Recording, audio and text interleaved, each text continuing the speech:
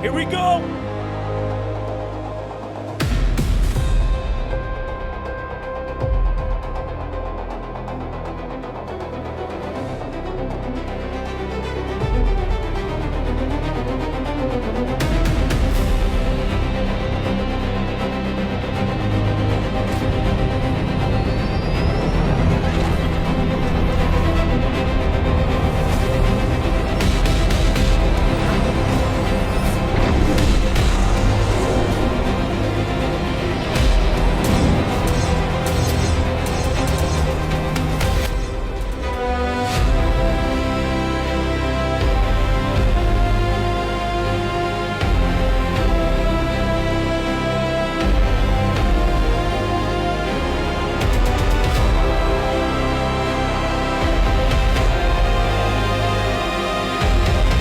So glad the podcast is live. Warp speed ahead.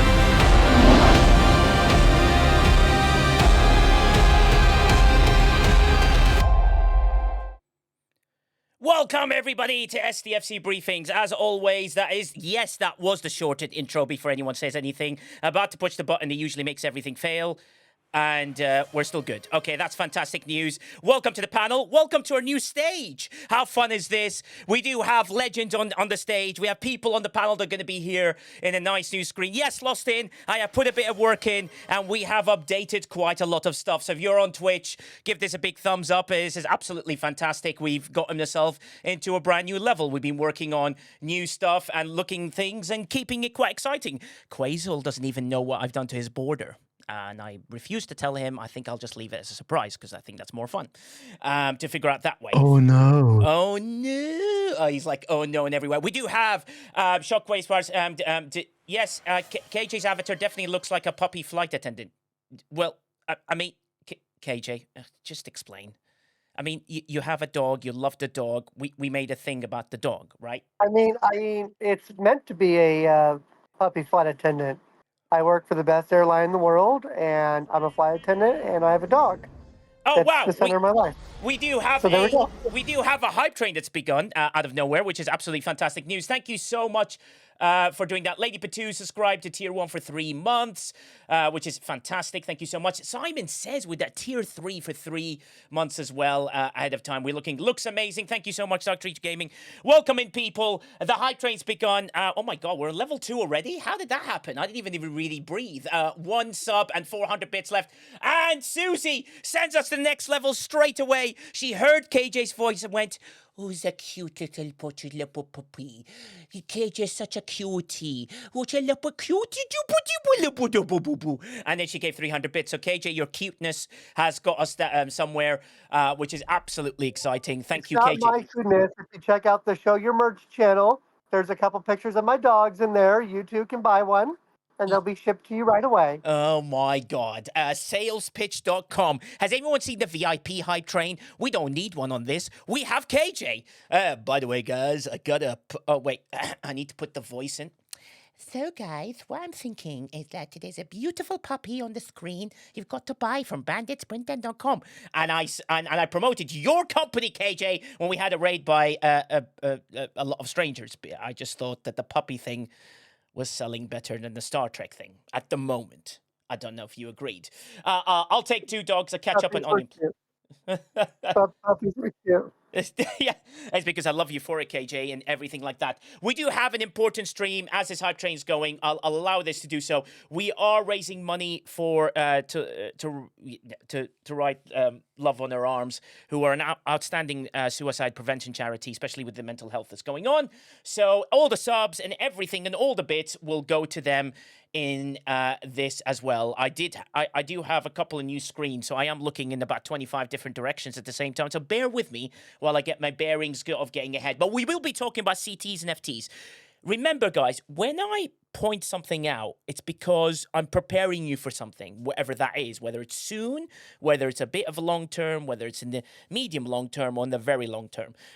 So we will be talking about things that are going to be very specific to help you keep going on your next bits and bobs, especially in the game. While we do the raising money for charity, what I'll do is, while the hype train's going, we will play the video with regards to Love on Our Arms. It's only 3 minutes long. It'll keep us going, keep the hype train going, people, and then we will get to our show, which will be very important. The third cog that Mr. Tiger talked about years ago. Sure, I think. I'm just going to say yes for now and see what happens. Anyway, on to the video, and I'll be back.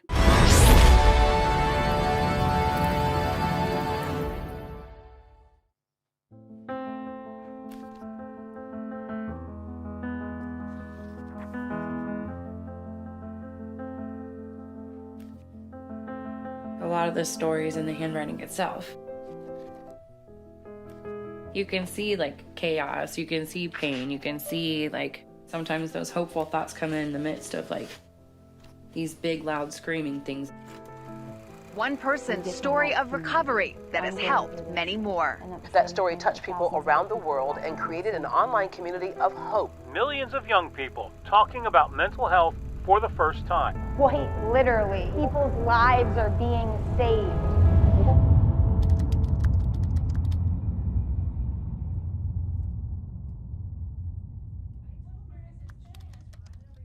I didn't grow up in an abusive home.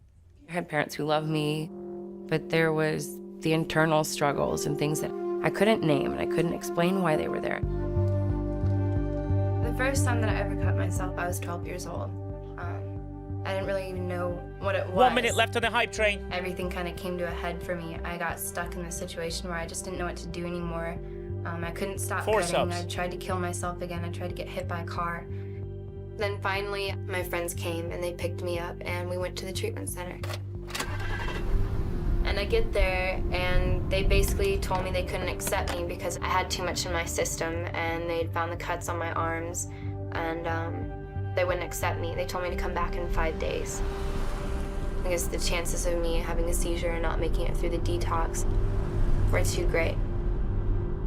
So that was when I spent 5 days at my friend's home.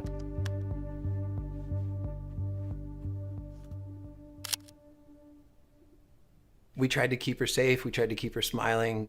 You know, they all showed up and took turns like sitting with me and everyone's doing their best, trying to make sure, you know, we're in shifts and she's not alone. 2 of the 5 nights we took her to shows. We ended up standing on the side of the stage, watching one of her favorite bands. Today it's one of my favorite bands. Yeah, I got to see Thrice. That was awesome. Awesome. This was all new to me, like to have conversations like this. But I remember just being impressed, like there was a lot of pain, but there was also this incredibly brilliant, intelligent, creative, hilarious person. I kept a razor on me just so that I knew that this was entirely my choice. It was symbolic to me to hold on to this thing of like the option. The very last night, it was like, you know what? I understand and I know what I'm doing and I don't need this anymore and I don't need the option. She gave me her razor blade on the last night. And then I went to treatment.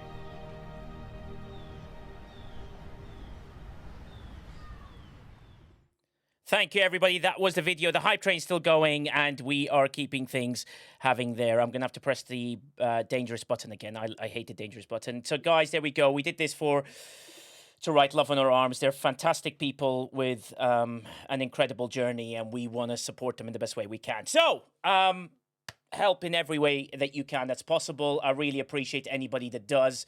It's not easy to keep that going. Here we go. Thanks, by the way, Lost In and Susie Q, and for your 5 gifted each. That's absolutely incredible and amazing, and has gotten us an incredible way on today's sort of giveaway.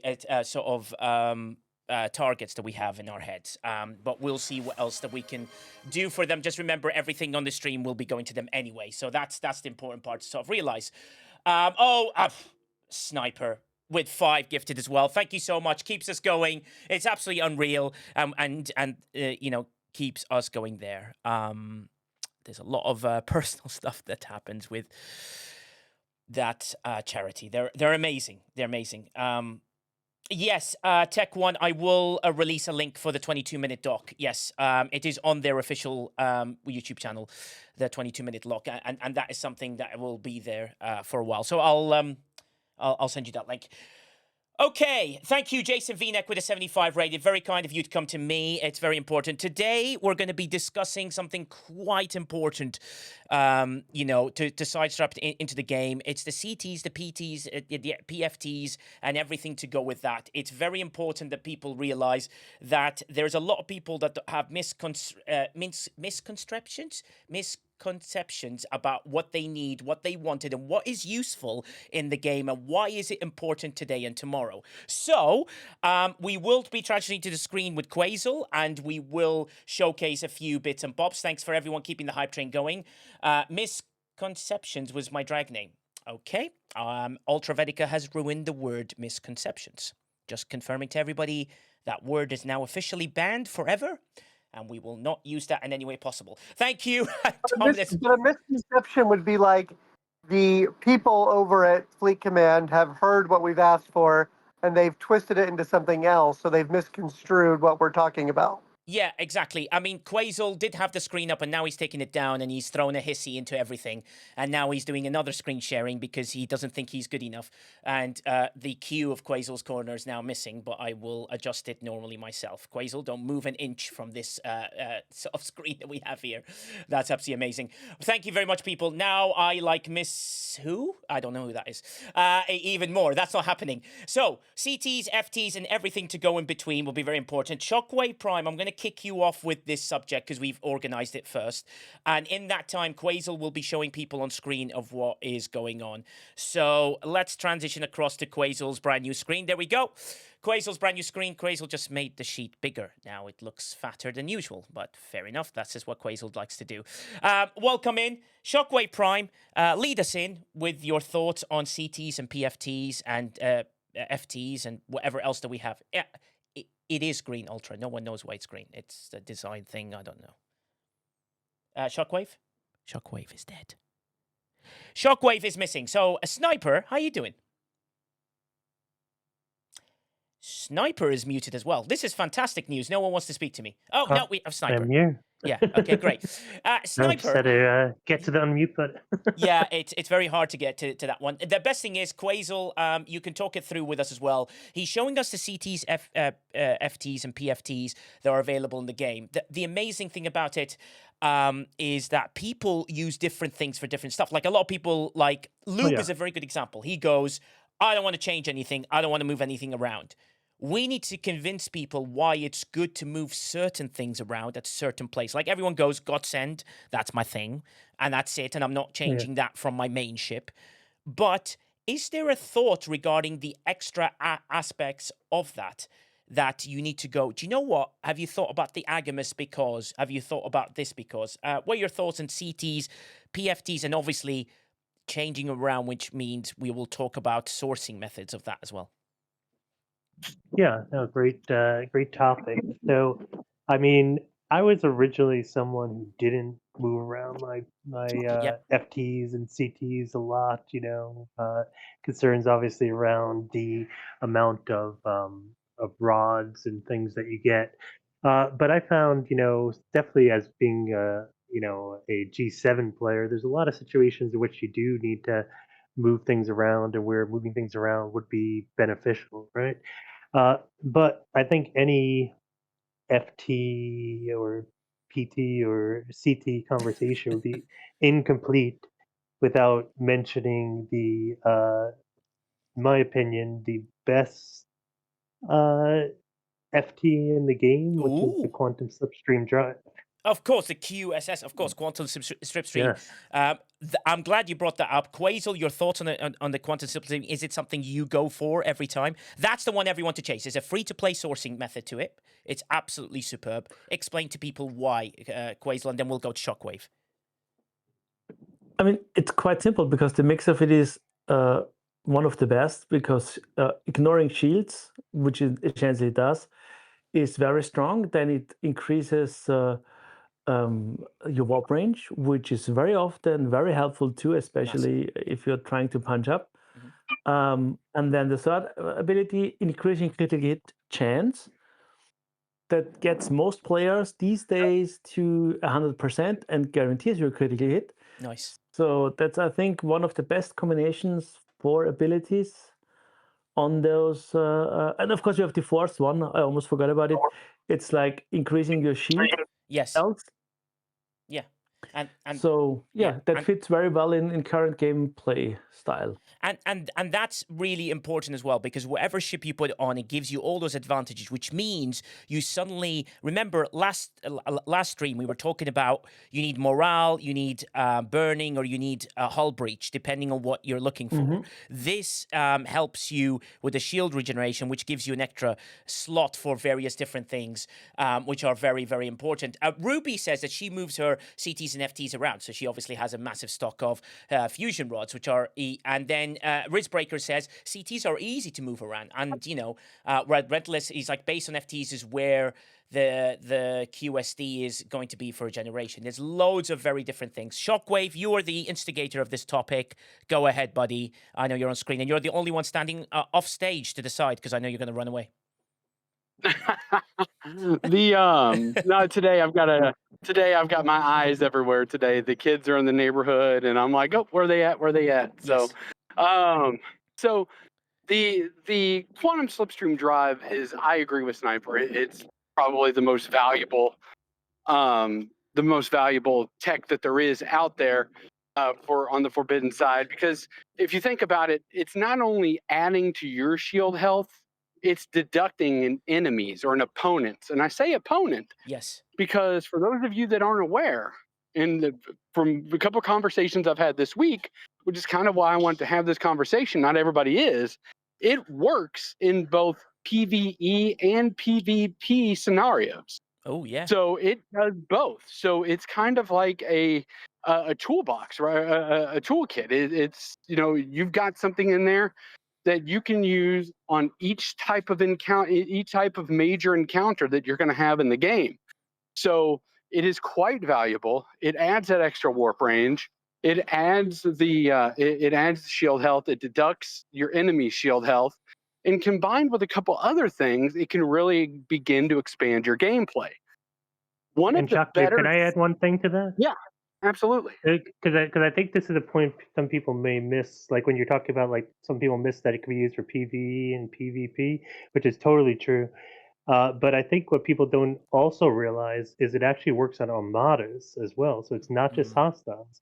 It actually works on armadas, and it could stack with other players bringing it, meaning, you can almost in round one bypass the shields of an armada, which for certainly as you get towards the bigger armadas like the G7 open armadas become absolutely critical.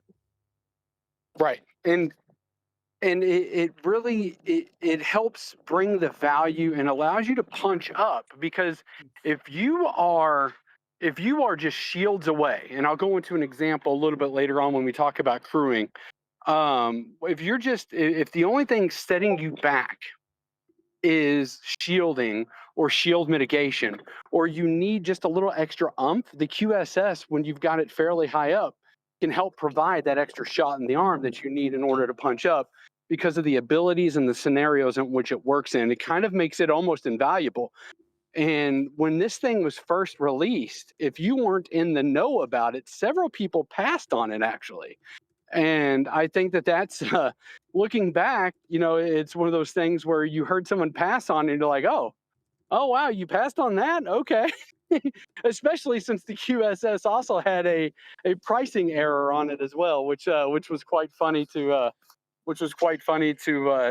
hear about, because I was one of the people that got it for $29.99. Yeah. So. Also, there's someone else acknowledges. I won't call them out just in case. Thank you, Dr. Aisha, for the 100 bits. But yeah, the QSS that came in. Coffeenia.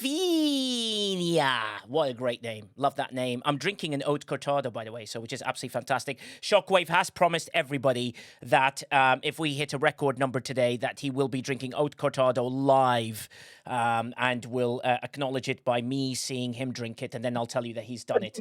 Yes, did Shockwave do this rehearse segment without saying we need to be able to get our FTs max to level 60? Ah, brilliant. You brought that up, because that's one of the... Did you do that whole segment without saying that? I did. But so here's the thing on that. I said it, 6 months ago, Nigel? And then Yes. recently, the last 3 or 4 months, or not 3 or 4 weeks, you have been like really the conductor on the conductor on the new train. Yeah. I was the conductor on the steam engine coal power train, and it kind of died out. And then now you're like, no, I'm gonna put some more coal in that and turn it into a nice little gas engine for the train. I'm gonna be the conductor on this train. Yeah. So it didn't. Yeah. It didn't get enough steam when I was the conductor, but now it's picking up now that you're the conductor. Well, I'd rather not take any credit, for various reasons. But the most important thing to realize is Alex Power brings up a very good point. He says, I passed up on it the first time because it costs money, and he grinded it for free when the augment got released. It is available to grind. You can get it for free, and it does massive differences for everybody. And at level 60, which we don't talk about because that doesn't exist, Quasel, level 60 that doesn't exist. But what I'll do, Quasel, is I'll shift the screen a little bit left just to give you a little bit of a middle section. Yes. I got that in what Scopely would call an exploit when it first came out. It was either $19.99 or $29.99. I don't remember. It was one of those two for like the first hour. And KJ definitely took advantage of that. And Scopely would call that an exploit. Well, so, thank you. Yeah, look, exploit or not, it's not a word we use in the UK, so we leave that to one side. It's an opportunity, which a discounted price, and it was a fast sale, and you managed to get yourself on there. Quasel, the thing about it that's really good, the up to level 55, because, looking at that 56, 57, 58, 59, 60 depresses me, Quasel, because I'm like, I'm never going to... Those numbers are there, and they're available, and I'll never get them. But it's not like there's a major increase, is it? Really?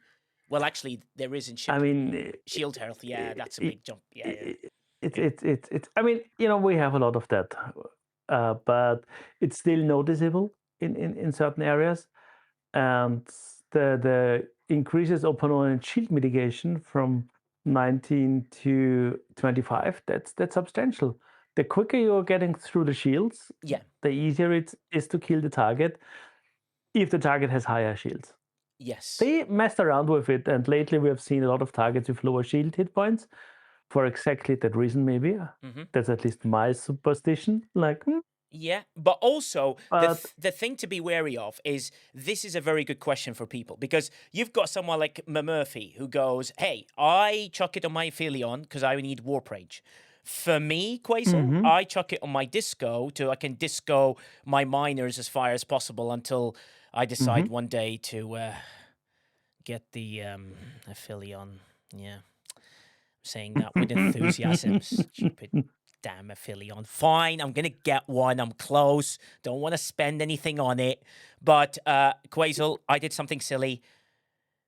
I'm up 73. Yeah. God. Congratulations. Welcome to the pain.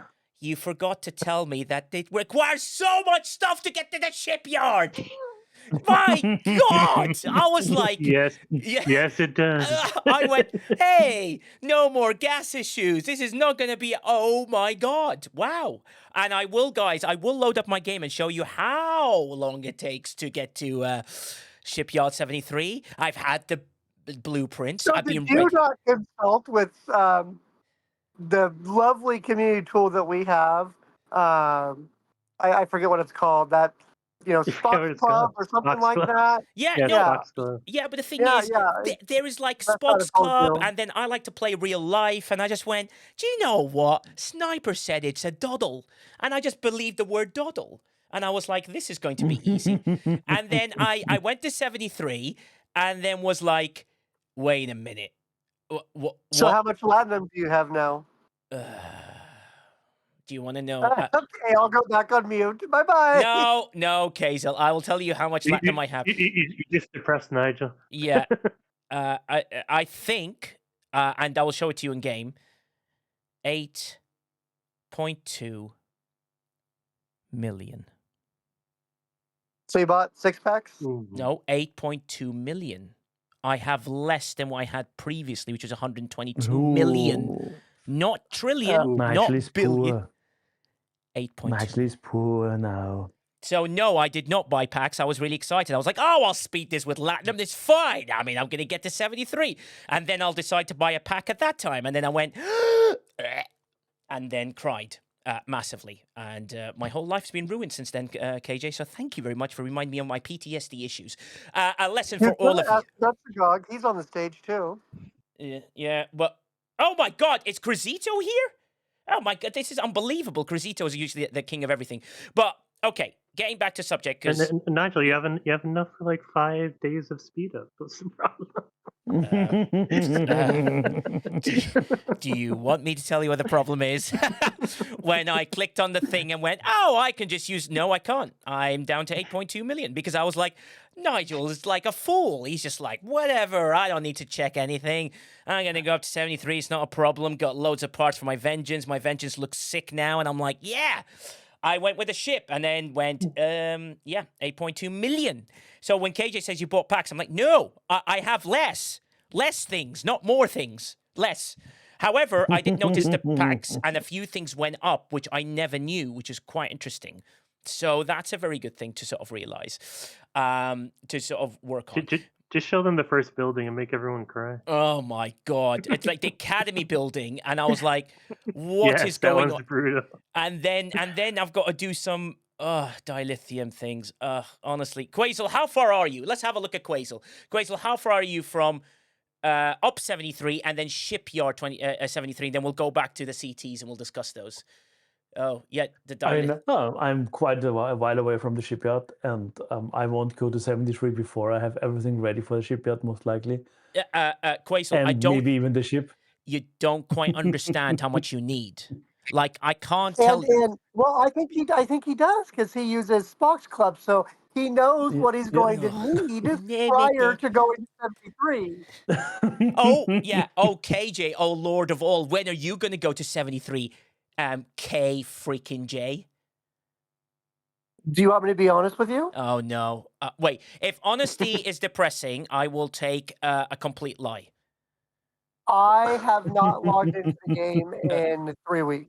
Complete lie it is. Thank you very much. KJ's been playing it constantly, which is fantastic news. I will take... I actually was getting rated last week. I logged in, put another 7-day shield up, and then logged right back out. Marvelous. So I haven't clicked any button for 3 weeks, unfortunately. Oh, well, at least we've got banditsprint.com. I love you guys, and I eventually think I will go back to playing, just I'm not sure yet. When yet? Marvelous. Hey, Nigel. Yes, Crisito, go ahead. So while it looks like it's going to be a bit for you to get to Shipyard 73, yeah, I think you going to Op 73 was the right move, regardless of what you're doing. Mm-hmm. And the reason for that is whether you choose to spend or not, you are now going to open up the ability to start collecting on your G7 or your 7-star rare. Yes, agreed. And that's big, right? So even if not, as long as you can kill the 73 hostiles, which may be a struggle, I think it's just like going from 70 to 71. You want to go up there so you can start collecting the materials and the RSS and everything you need. So it's a good move, even though it might be a little depressing to not be able to get straight to 73 shipyard. I think going to 73 or up 73 is still a right move for you. It is. I will explain to you why. This is slightly derailed to one side. I went to 73 because I could easily defeat the 74 hostiles like it's nothing. And that's what I used to do. And I still do. And also, I did the Orions comfortably today. And I was like, do you know what? I want to get more stuff. And when I realized I went up, there were a few things that opened up saying the rare. And the rare was like in my head as something you need to save up for and something you need to start as early as possible. I'll slow burn a few things. I'll fast track other things, but absolutely agree. I went to 73 because I was like, there's no point me staying at 72. I'm gaining nothing. All I'm doing is stopping myself from collecting really, really important materials that I think will be useful in the future. So absolutely agree with you, Crisito. In a no jokes aside thing, is where I was like, my ship is strong enough. Mm-hmm. I'm more than comfortable. I need more parts, more bits, more everything. And the moment I went to 73, I was like, wow, even the tickets give you more. That's what no one's ever talks about that. You know, the ticket events, you get, you know, a little bit more, but I was like, do you know what? That's a step up. And then suddenly the rares start appearing. You know what? You're like, yeah, I made the right thing. And that's, also too with that, Nigel, going to 73 does something else for you as well. It gets you a sense of accomplishment for getting past the ridiculous gates of 72. Yes. Because 72, passing 72 is a monster in and of itself, because you have to have just about everything leveled up in order to progress to 73. Yes. And 73 is that first real milestone in there. So you're right, it gives you the rare stuff and it gives you an uptick in certain other areas. But the one thing it really does is it gets 72 behind you, sets you up for your next bit of major researches, because 73 is where that first really bombardment of researches start, and then it allows the Maverick store to open, or the Maverick faction tree to open up and finish up those remaining uncommon station efficiencies, which are going to carry you really all the way through 80, because as far as I'm aware, most levels require uncommon something. Yeah. So, and then at that point, you start your rares in the Maverick research tree as well. Amazing. Nay is here. KJ, your favorite person's here. Nay is here. Hello, Nay. Let's give Nay a shout out. Nay just became partner, you know, and she's been brilliant, and her streams are absolutely super. Stage? No, she's not. Dang it. No. And Nay, thank you very much for joining us. Yeah, it's lovely to hear you here. Welcome to Maths 101, how to do maths in a really interesting game called Star Trek Fleet Command. We are talking today about CTs, FTs. Let's move it to one side. I'll open up my game and I'll show people. Yeah, but I would add one warning for people going to 73 to be great. aware. Please do. It changes a lot of your event brackets. So you might have a way harder time, like today's from yesterday, do wave defense, heroic SMS. My target is 70s, yours is 73s. And I have an alliance mate that had to do 6 waves or 5 waves to finish it on 70s, and I would have been done in 2. So it's not only beneficial, and it's always a trade-off. So be well aware of what you're getting into. That's just my warning, and that's why I'm playing it a little bit slower. No, absolutely agree. I can do that, no problem. So and be particularly aware of the dilithium bolt from 72 to 73, because that thing takes like 6 or 7 weeks worth of par steel, and that is no exaggeration. For me, it was 165 million sigma par steel. But the good news is, after you do that, R&D and shipyard combined are not even remotely close to that hurdle. No, I know the way I play the game is when my ship is way beyond its power, when it's really, really strong, I just go up, because I'm like, I can hit the hostiles. I'm quite comfortable to have difficult events. I like playing a very, very good and difficult game. I'm quite happy to challenge myself to achieve those things, and I don't get upset if I can't achieve those events. I just work my way into the game. I'm always looking at a positive outlook, and I'm going to find a way to build that ship, because I've got a target in my mind. I'm like, I've got all the B pieces of the ship. I've got to build it. I really want to build the ship. So I'm like, I'll get there. And yes, I joke around and shout like it's there. TCB Hawks, my vengeance is level tier 13 with 2 parts to get it to 14. So not far away. Surely has been a lot fewer 73s. Yeah, exactly. Red Zanus. It's the same thing that I thought. The new brackets for me, Quasel, you may have said, I'm not doing that. I've just got to do enough to score, and I'm in the SLB. Yep. Previously, I've had to battle a lot of very good players on my server, and I'm nowhere near defeating them to get anywhere close. And that's it's really, really important for you guys to think about, like, when you're balancing that move.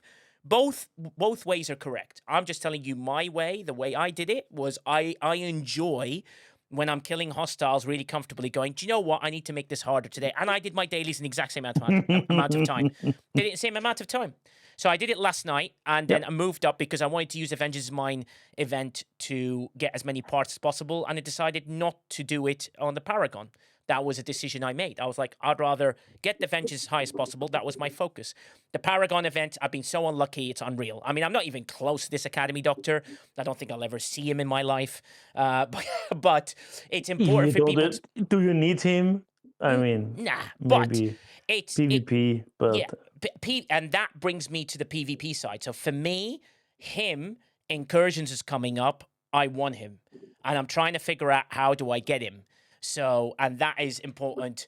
And we can do that. Thorn Orson says, are we going to get a trade-in for extra Vengeance parts after we max it? At the moment, there's nothing in line. The ideal situation was if you max the Vengeance and you're getting all these extra parts, you convert those parts to the Dreadnought stuff. Then the Dreadnought stuff you use to then get the summon ability. I'm just going to answer a question. Sorry, Michelle. Michelle, I did see you. Michelle's about to go to Ops 61. How can she get the USS Athena? It's available in the refinery. Some people have just answered you very, very, very well over there. So that is true. And then you can pull 1 or 2 BPs a day. At 61, you're in a very good spot to start doing the refinery stuff. That's brilliant. And then that makes a decision of what FTs, CTs, and PFTs to use. So if you're Quasel going after these Academy hostiles at 61 and you're getting in there for the first time, what CTs are really valuable to help out here, and FTs and PFTs? You know, for me, for example, Quantum Slipstream is a great one if you can spare it. And then the Godsend for me is what I use. Now, please debate me anything else that's useful in there. I mean, so here's what I would say, because this is what I wanted to talk about. Brilliant. This today. Earlier, you said that this is a topic that I kind of laid on you, and ironically, I didn't know I was going to be able to make it either, but it turns out I was able to. Great. So this is kind of what I wanted to talk about. So imagine you're a 71, all right? You're 71, and you have a Vengeance, and you have 3 below deck spots. Well, your bridge should be Janeway Seska Sutter. We're grinding regular hostiles here, and you want to increase your shield mitigation. What do?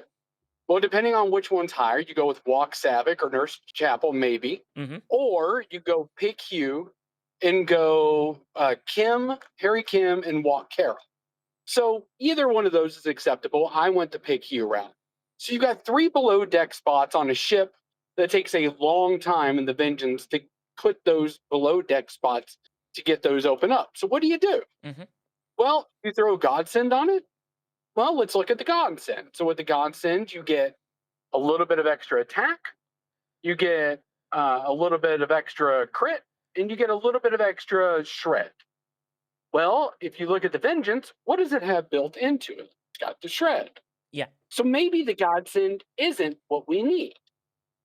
So what I would suggest, and what I have on my Vengeance, even now that I have all the below deck spots open, I have one, and by the way, there are 2 of them that kind of do the similar effect. I, however, am partial to the temporal conduit, because what does it do on a interceptor? Well, we talked about on Thursday where interceptors work with hull breach, much like explorers work with morale and battleships work with burning. So you take your temporal conduit, you have an 85% chance at max to cause that hull breach. So then you're essentially giving yourself 2 officers below deck that are also working with the Star Path research tree. So then when you open up to the 4th below deck spot, well, maybe let's take that same ship, that Vengeance, and you put Neelix below deck. Well, now you've got all 3 states applying like you had when you were in G6, and that really increases your ability to hit the hostiles. So, and the other one that does it is the execution poster that normally would go on the Gorn ship. Interesting. But it also, it increases burning.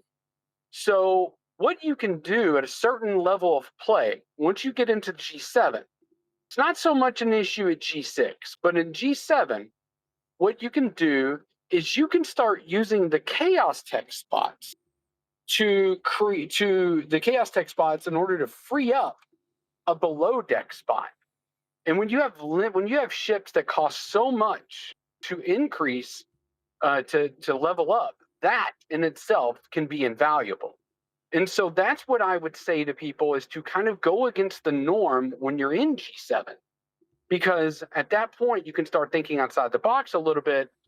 Because the Godsend can go on many ships, but the Vengeance is probably not the best one to put it on because of some of the built-in abilities of the Vengeance and the fact that it's already hitting so much attack. I mean, you're talking about something at tier 7 or tier 8 where you're potentially hitting up to 65 billion damage per round. There's not a whole lot more that 3,500% attack is going to do for you. It's not that it's useless, that it's negligible. So at that point, you really want to start looking at, what can you do to further your game? And for me, it was Temporal Conduit and Execution Poster in order to free up those spots. Yeah, and that's really important. You've got people like Murphy says that I use the Chrono Deflector on the Vengeance, and some person called Mufasa's talking about like he loves a cube or something. I don't know, it's like a fetish.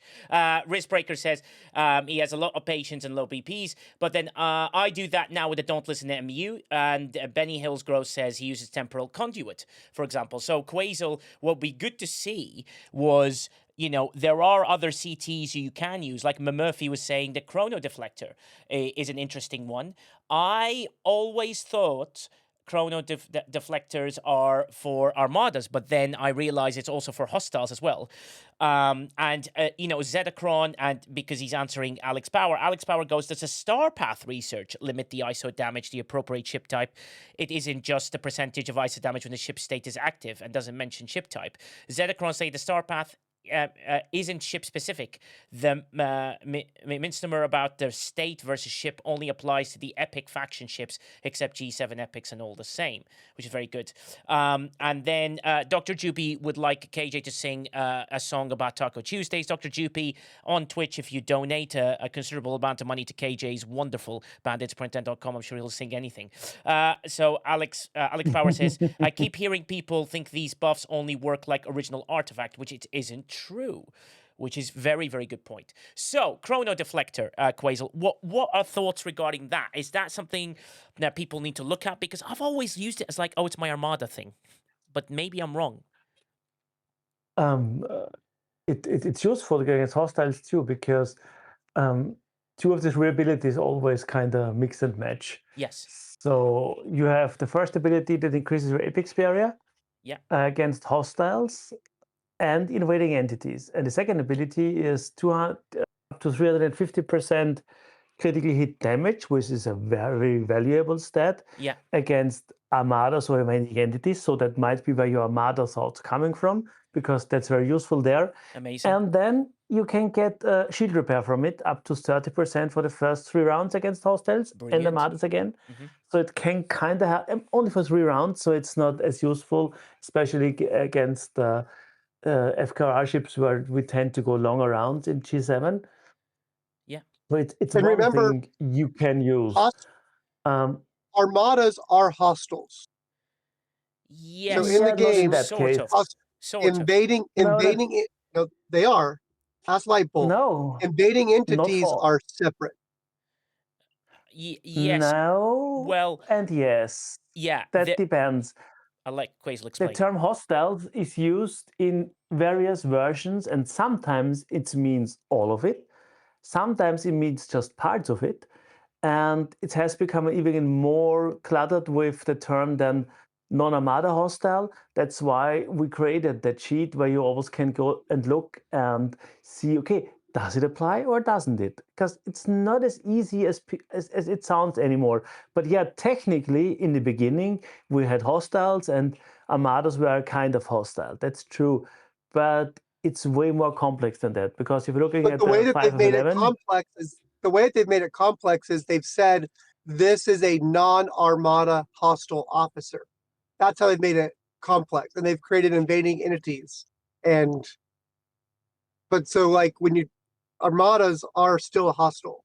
It's the abilities are worded different for officers that Yes, are coming out. but on this case, and for the usage that we're going with on this case, is that they are. This is very useful for hostiles if you wish to have the opportunity to do so, and don't lose out on not using it because you think it's for one thing or another. Like I thought armadas were the only things it was useful for, but then I realized it actually does way more than that. So Quasel, where would the chrono deflector become a really important thing to sort of use or be useful mainly?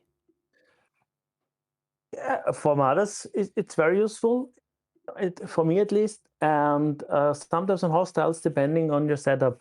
Because while I'm agreeing with Shockwave that the Nara and Execution Post and the Temporal Conduit are very useful tools, as soon as you're getting more lower tech slots, sometimes you can get more out of that Chaos tech slot from other stuff. But it always depends. Like the new one, like we discussed the other day, the automated something, that's kind of very useful too, and that adds noticeable damage. Yeah. And that might you help think you. that would be a different, Panda Pirate brought up a good point on the last one, saying, would it kill 75 hostiles? Well, I don't think it would. I don't think you can get there unless you find a way to get the vengeance there in some way. And then B, it's very, very hard to use in that case. So, let me show you an example, right? As let me go to my game. Right, so you see my game, Quasel, right? So the setup I always have for the stuff that we always do, right? So I've just put it on a smaller mode so everyone can see it.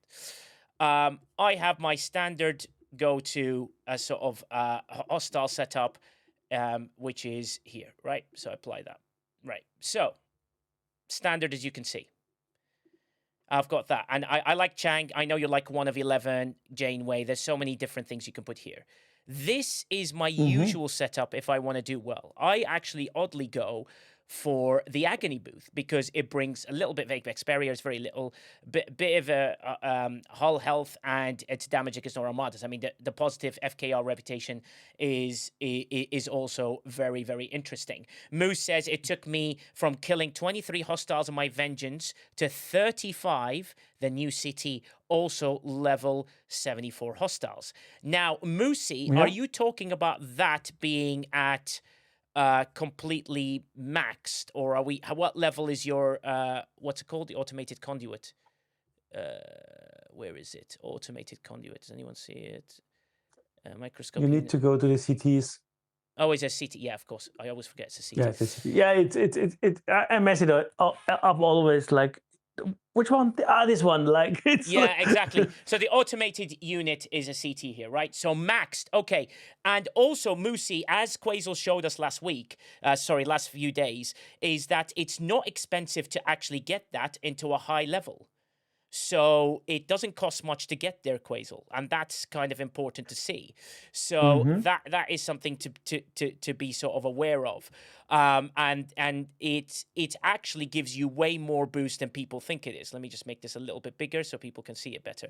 So at tier 1 it barely does anything, but at max tier, it makes a huge difference, doesn't it, Quasel? So on your screen, Quasel, could you show us that FT again, just humor us for it, while that CT again, with its max level. So if we go here, Quasel's going to show us in that, and he's going to show you exactly where it gets to.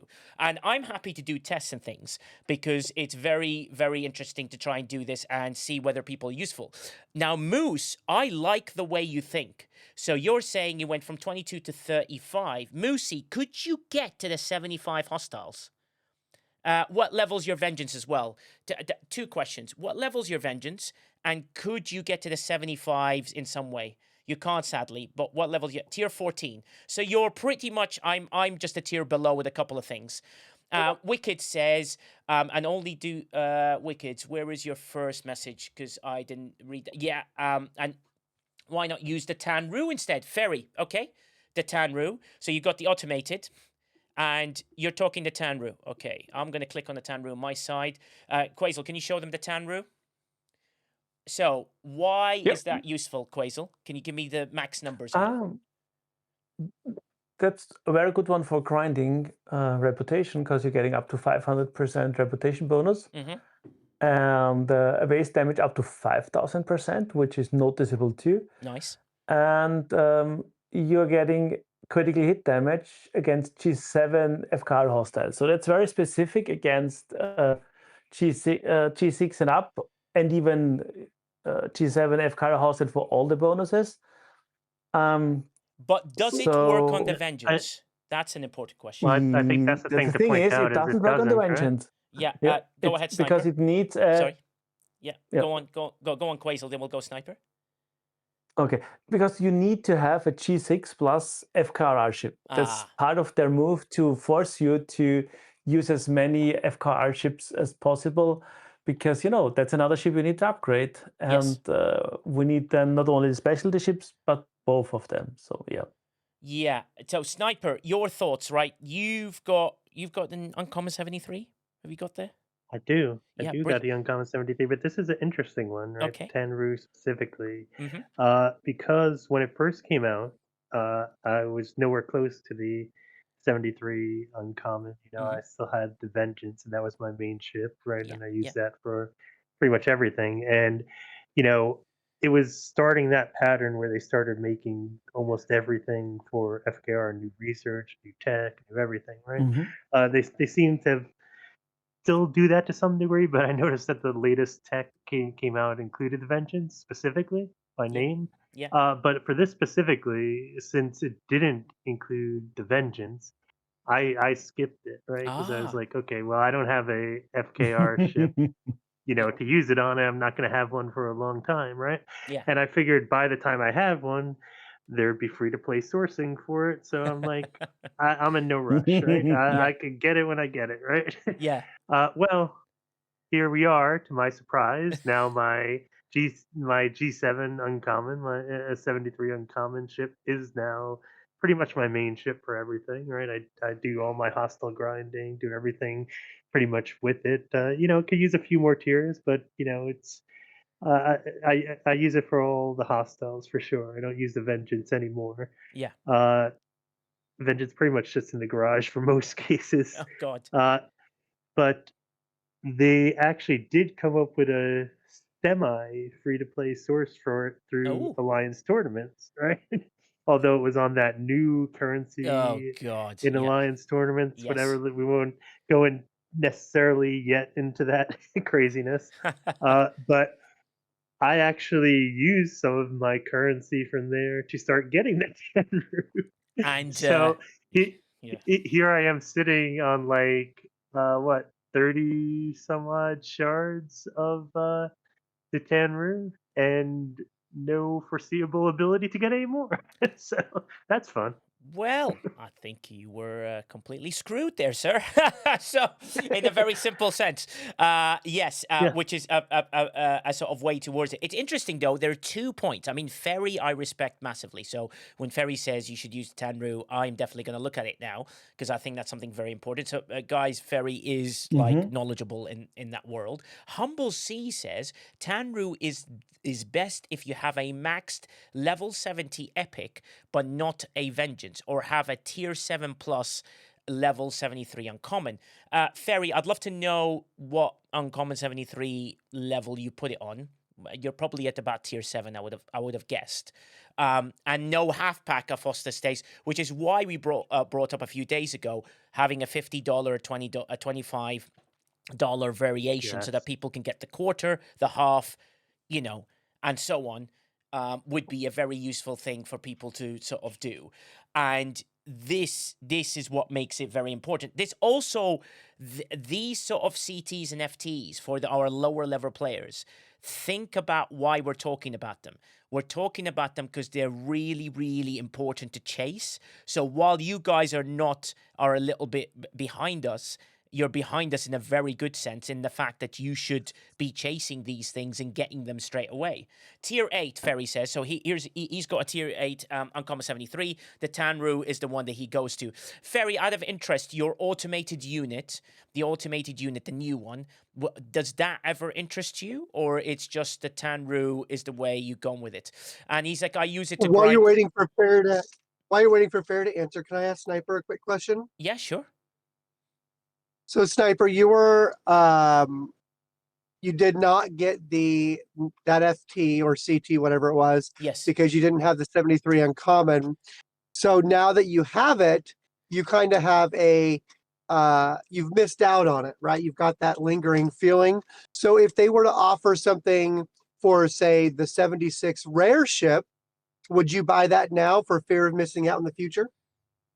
That's an interesting question. So if they're Oh. just towards the rare ship, you mean?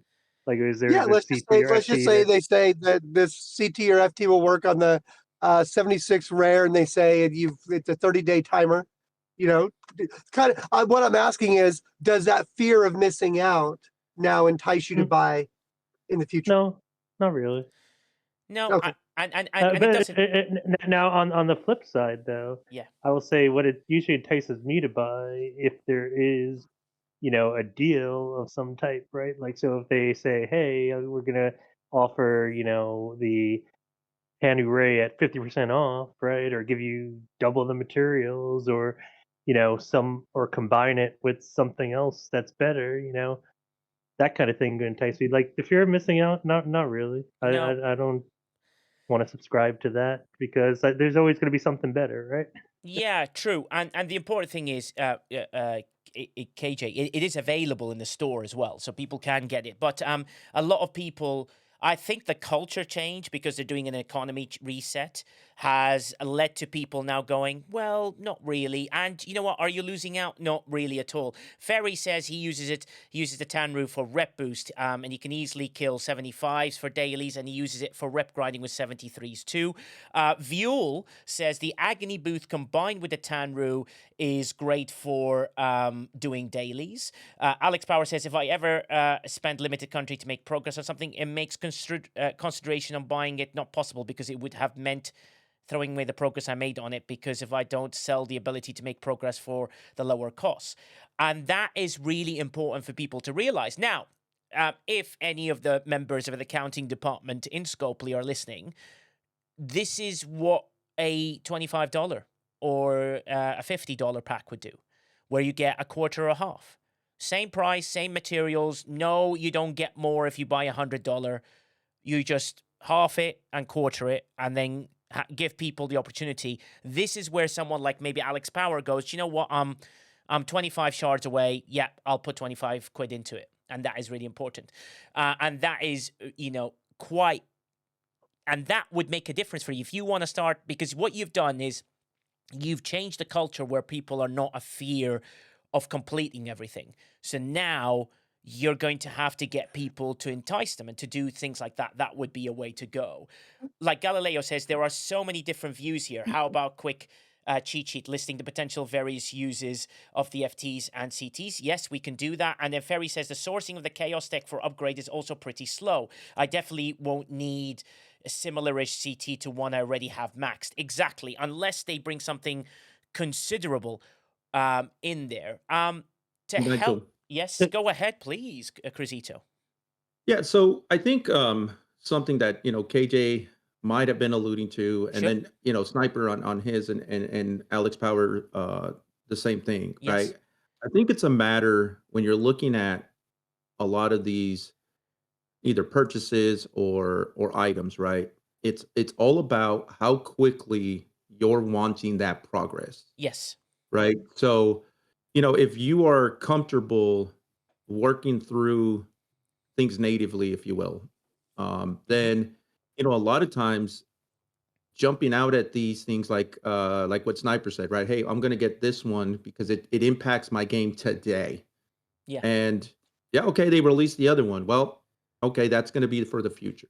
Yes. So I think it's just, if you're going to progress or try to progress relatively quickly, then you might want to evaluate things that are not general in their description, right? If there are things that are very specific, right? Where if it says, 7-star or 6-star or Yes. vengeance or those things, because you can probably guarantee that they will come out and release something that is either less restrictive or more restrictive. And so again, if you're going to play it natively, then you probably have a lot more options. If you want to get to 80 or progress quickly, then you're going to have to make those decisions. And sometimes, unfortunately, those decisions may make you feel bad after doing that, right? So that's again, just keeping in mind Yeah. how quick do you want to progress? How much do you want to do? And then use that to determine whether you do spend or don't spend on anything. Absolutely agree. And Yeah. that's I want to add exactly what one I was thing. going for, Yeah. right? I wanted to make sure that Sniper didn't feel bad about not, sorry, Yeah. about not spending. That means that their model worked in a way that isn't predatory. So they did a good thing. Yes. Like that's a good thing that Sniper doesn't feel bad. Yeah. It's a good Yeah, thing he's not afraid that he's got to buy it next time. right. Yeah. I will Sorry, say, sorry. That's all right. yeah, and I will say, and I'm gonna, I see a little bit of the writing on the wall. I'm Yeah. not giving them a full pass. Of course. But I do see some of the quote unquote FOMO, right? Yes. That was massive, maybe 3, 4 years ago, or even maybe as soon as late as 2 years ago, where in the early part of the game, the FOMO was big too, right? If you didn't try for that officer on that SLB, it was a year or 2 years before you saw any sourcing, right? And Yeah. that was kind of what, AJ, he used that the P word, right? The predatory part. Yes. I think nowadays that's a lot less Yes. because they are increasing the sourcing. Now, they may not be as fast as we want, but again, I go back to the how quickly do you want to progress? And if you're wanting to progress quickly, then chances are you're going to need to get it early and right away because Yes. it may be anywhere between 3 to 6 months before you see it in any other fashion, whether that's free to play sourcing Yeah. or even a limited release kind of discount type of thing. So again, for me, a lot of these things I haven't chased them, Yeah. but I'm comfortable not doing that because I'm not necessarily trying to get to 76 or 78 or 80 anytime soon, right? I go back to Nigel. Mm-hmm. It's a 2-year plan. I'm going to Yes. go ahead and let that 2-year plan play out nice and neat. And if I want to get a little bit quicker, I'll do so. If not, in 2 years, you guys will see me at Ops 80 hanging out ready for G8 or whatever they decide to do. Yeah. Exactly. And Yeah, Sniper. Nigel, if I Yeah. may. Yeah. Yeah. Yeah. So just one quick point. I think this is important, even to what KJ was saying, because Yes. I think one thing that Scopely has done, and this is, if the SVP is listening, this is important, right? Yes. And I think people haven't even developed a term for it, so I don't know if I'm coining the term, but I think it's uh, fear of invalidation, Yes. right? I think this is something that Scopely has unfortunately created in the game, and this is something that the SVP should definitely look out for because Yeah. uh, so you take something like we're talking about, like, okay, this maybe they create something that works for the 76 ship, right? Yes. Well, as of right now, with the way the economy is and everything is in the game, the 76 ship, even for me as a 74, feels very far away, right? Feels like something that's going to take me months at least to get to. Yeah. And now, we've seen in the game that, certain techs, certain abilities have been countered or changed or made, significantly different, or something comes out that's, significantly, changes something that's previously done. Yes. So I call this like kind of the invalidation technique, even to the point we've seen certain officers or other things be outright invalidated on certain loops, right? It Yeah. just outright said, hey, this officer no longer works in this loop. So, it creates a different kind of fear in the sense that, okay, if I buy something that's not useful for to me today, right?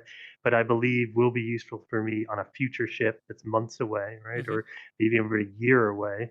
Uh, by the time I get to use that thing, it may no longer be valuable in the game at all, or it may have been completely invalidated by some other thing that comes in the game. Like, let's say I buy the Tanu Ray, for example, right? Yeah. And let's say they, when I get up to 76, all of a sudden they come out with, a new loop or even like change to the hostiles, and now hostiles have like a, anti-Tanu Ray ability right? Yeah. or something of that Yeah. nature. Yeah. And now I can't use the Tanu Ray on any of them, where they have a anti-rep ability. Like the more your rep increases, it decreases your power or something, right? Yeah. So this is kind of the thing that says, hey, to I think what Cruzito is saying to a point, if it's something that can help me progress today and do something today in my game, to be worth a purchase for me, right?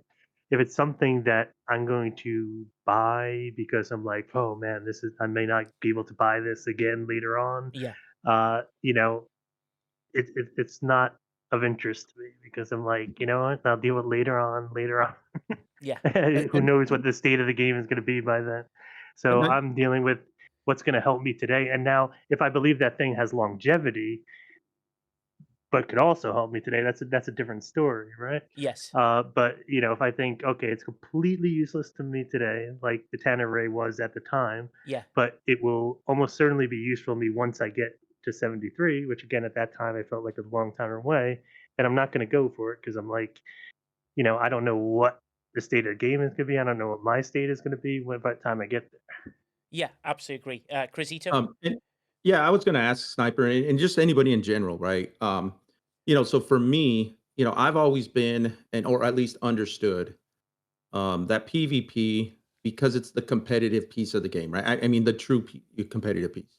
That there's probably going to be a counter every 3 to 6 months, right? That's just the facts, because those that want to be competitive are probably going to do it, and so you have to have that. I Yes. think my big thing, and I'm more okay with PvP side. What I really do not like is anything in which they do the I don't want to call it nerfing because that's not there, right? Yeah. Where they invalidate, if you will, I guess. Yes. Yeah. The PvE piece of it, right? Because you should be able to come into the game and do that and work the progression and all of that stuff. And it should matter. I'm not saying that it should last for forever, Of course. but it should matter. And they should not use the same model for PvE as they do for PvE. I'm perfectly good Yeah. that if I get a tech today and I'm able to go dominate on PvP in 3 months, they come out with the counter for it. I'm okay with that piece. I Yeah. don't think they should do that with PvE though. No. And I'll expand on that too. I think Sniper is on to something here, actually, this fear of invalidation part of it, because at some point, not at some point, but frequently, Scopely, Star Trek Fleet Command introduces loops. And with each loop is a new type of challenge. And with each type of challenge goes a new way of thinking. And you go back to some of the officers, most recently Leslie, and I don't want to go down this rabbit hole again, but I think it's something very important that does need to be addressed here. When you have something called a challenge track, yes, like where with the Excelsior loop, and 2 days started depending on the ability for people to beat this Orion Interceptor hostile, and then Leslie gave them a leg up on that. Yeah. And then all of a sudden Leslie is nerfed. That was players rising to the challenge and meeting your challenge track. They just didn't like the way that they met it, because those players were No, thinking stop there. Leslie was not nerfed because of they could beat it. We all know it. I'm against nerfing it, but let's stay to the facts. Yeah. But who did it affect more, Quasel?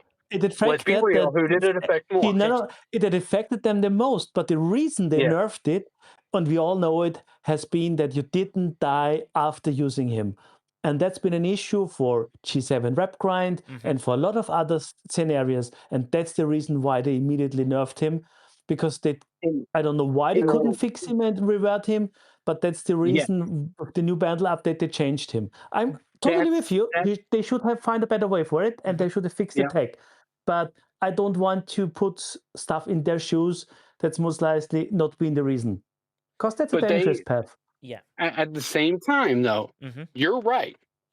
They could have addressed it differently, and they should have addressed it differently. But instead, what happened was you took away the ability for players to be able to participate and compete in a loop.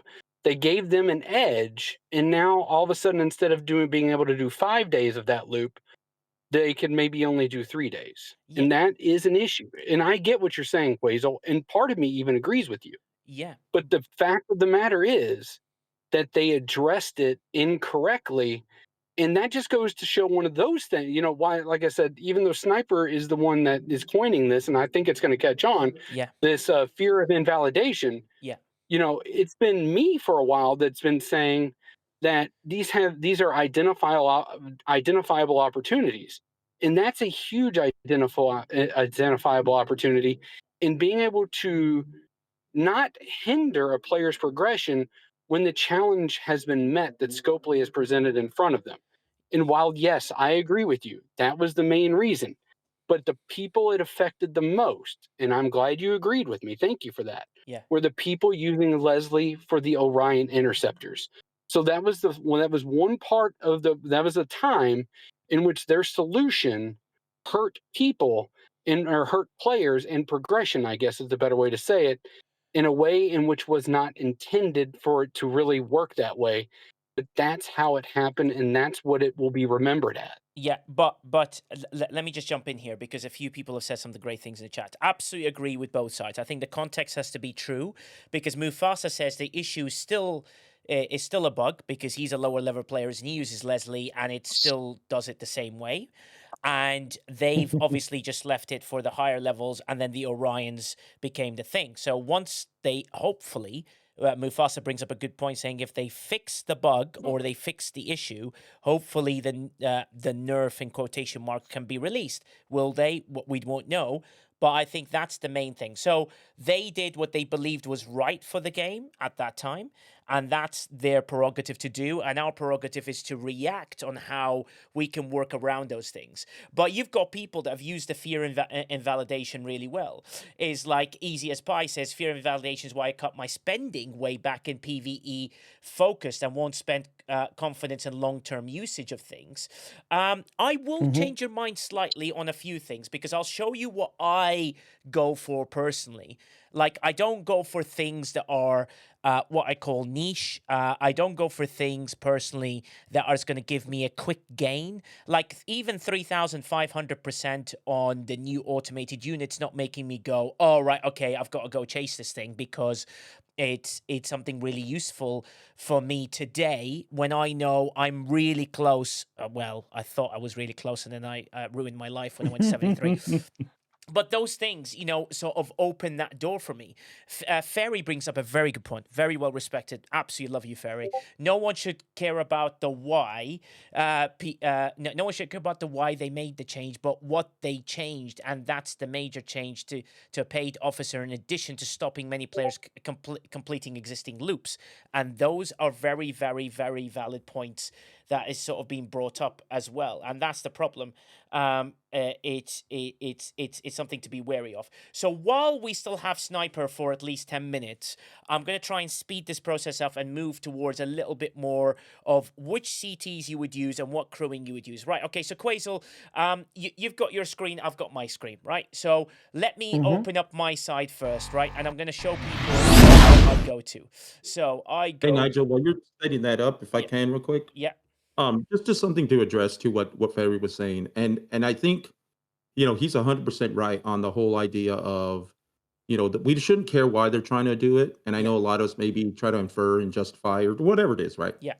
I do think one thing that's going to come of this, that's going to be going in the future, and it may impact how people spend, is that they are probably going to become very specific on a lot of things. Yeah. I.e. like Leslie, right? The old PMC, all of those kind of things. I think we're going to start seeing less and less of general mechanics, whether that's officers, CTs, any of that. Yeah. So that they do not put themselves in a position where they have to come back, if you will, and do things like put caps on, you know, on PMC or Pike or do what they did with Leslie. So, you know, I think while we want them to make the adjustment, we also have to maybe understand that we probably are going to start seeing a lot more specific things and not the general ones. And whether that works out for them or not, I'm not sure. And I think that lines into what your CT and FT thing are, Yeah. where we were talking about CTs, like, well, this one is specific for G7 only ships. Yes. This thing is Vengeance and this, right?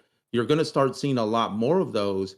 And so I think folks need to make sure that they understand that when you go out and decide to spend for it, Yes. it's not necessarily that it's going to be invalidated, but it's going to be for a very specific reason. Yeah. And once you go beyond that reason, it may or not be useful anymore, right? Yeah. We're not going to get something that's going to be good all the way to 80, if you will. Yeah, absolutely agree. So for me, for example, right, the godsend for me holds bear. Now look, it's way less percentage, right? It's 1,600%. It's only 1,500 sort of apex barrier, and it's a 35% apex shred, which is useless because on the Vengeance got automated shred. Isn't that right, Quasel? Before I yeah, so it's got everything like that. This is my usual officer setup, Quasel. Obviously adjusting Chang to a 1 of 11. Sometimes I'll adjust Chang to Janeway, depending on what type of hostile it is. And I'll either remove or adjust Joachim, depending on where I'm trying to go with this. But this setup right here, I can easily beat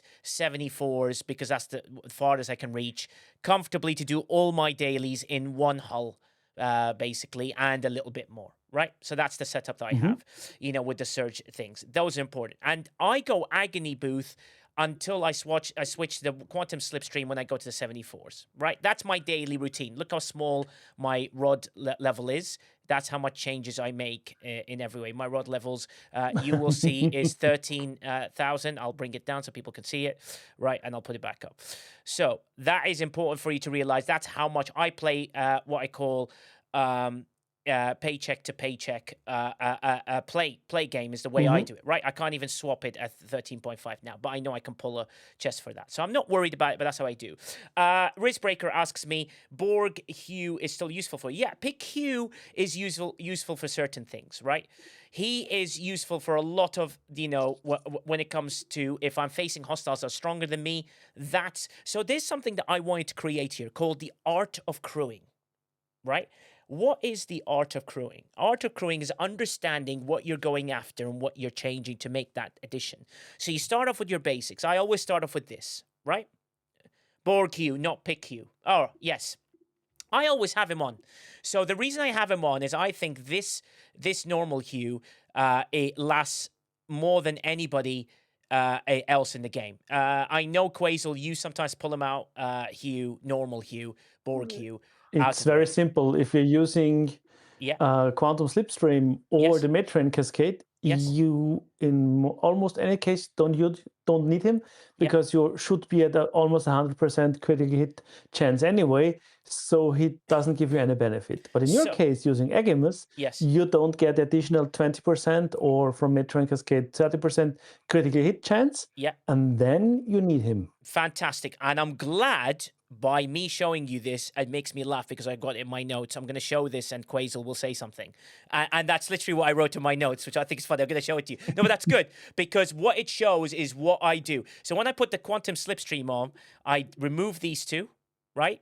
And then depending on which hostile I'm going in, I either change this to 1 of 11, who is a fantastic officer to go for, or Janeway, right? And then what do I replace these two with? Depending if I want to hit higher in the Academy hostiles, but not worried about the loot, that's when, I want a little bit of loot from beer, or I want to add something else in underneath. So just so you're aware, the art of crewing is look at my basics. And now someone says, why don't you put Kim in? Fantastic. So I go Kim, I add him in.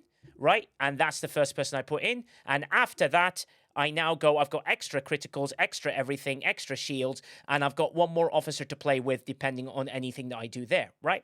See how quick that was. That's the decision I make on the day, right? With regards to things. But I have my basics set up every day and do those adjustments. I don't have it preset because I know I've got to move this very, very quickly.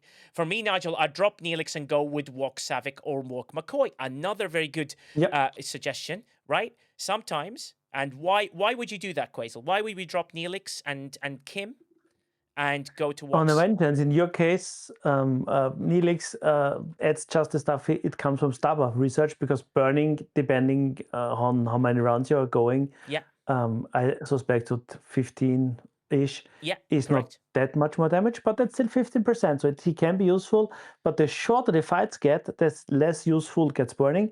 And then it becomes a question, does the 20% isolytic damage really do a lot for you?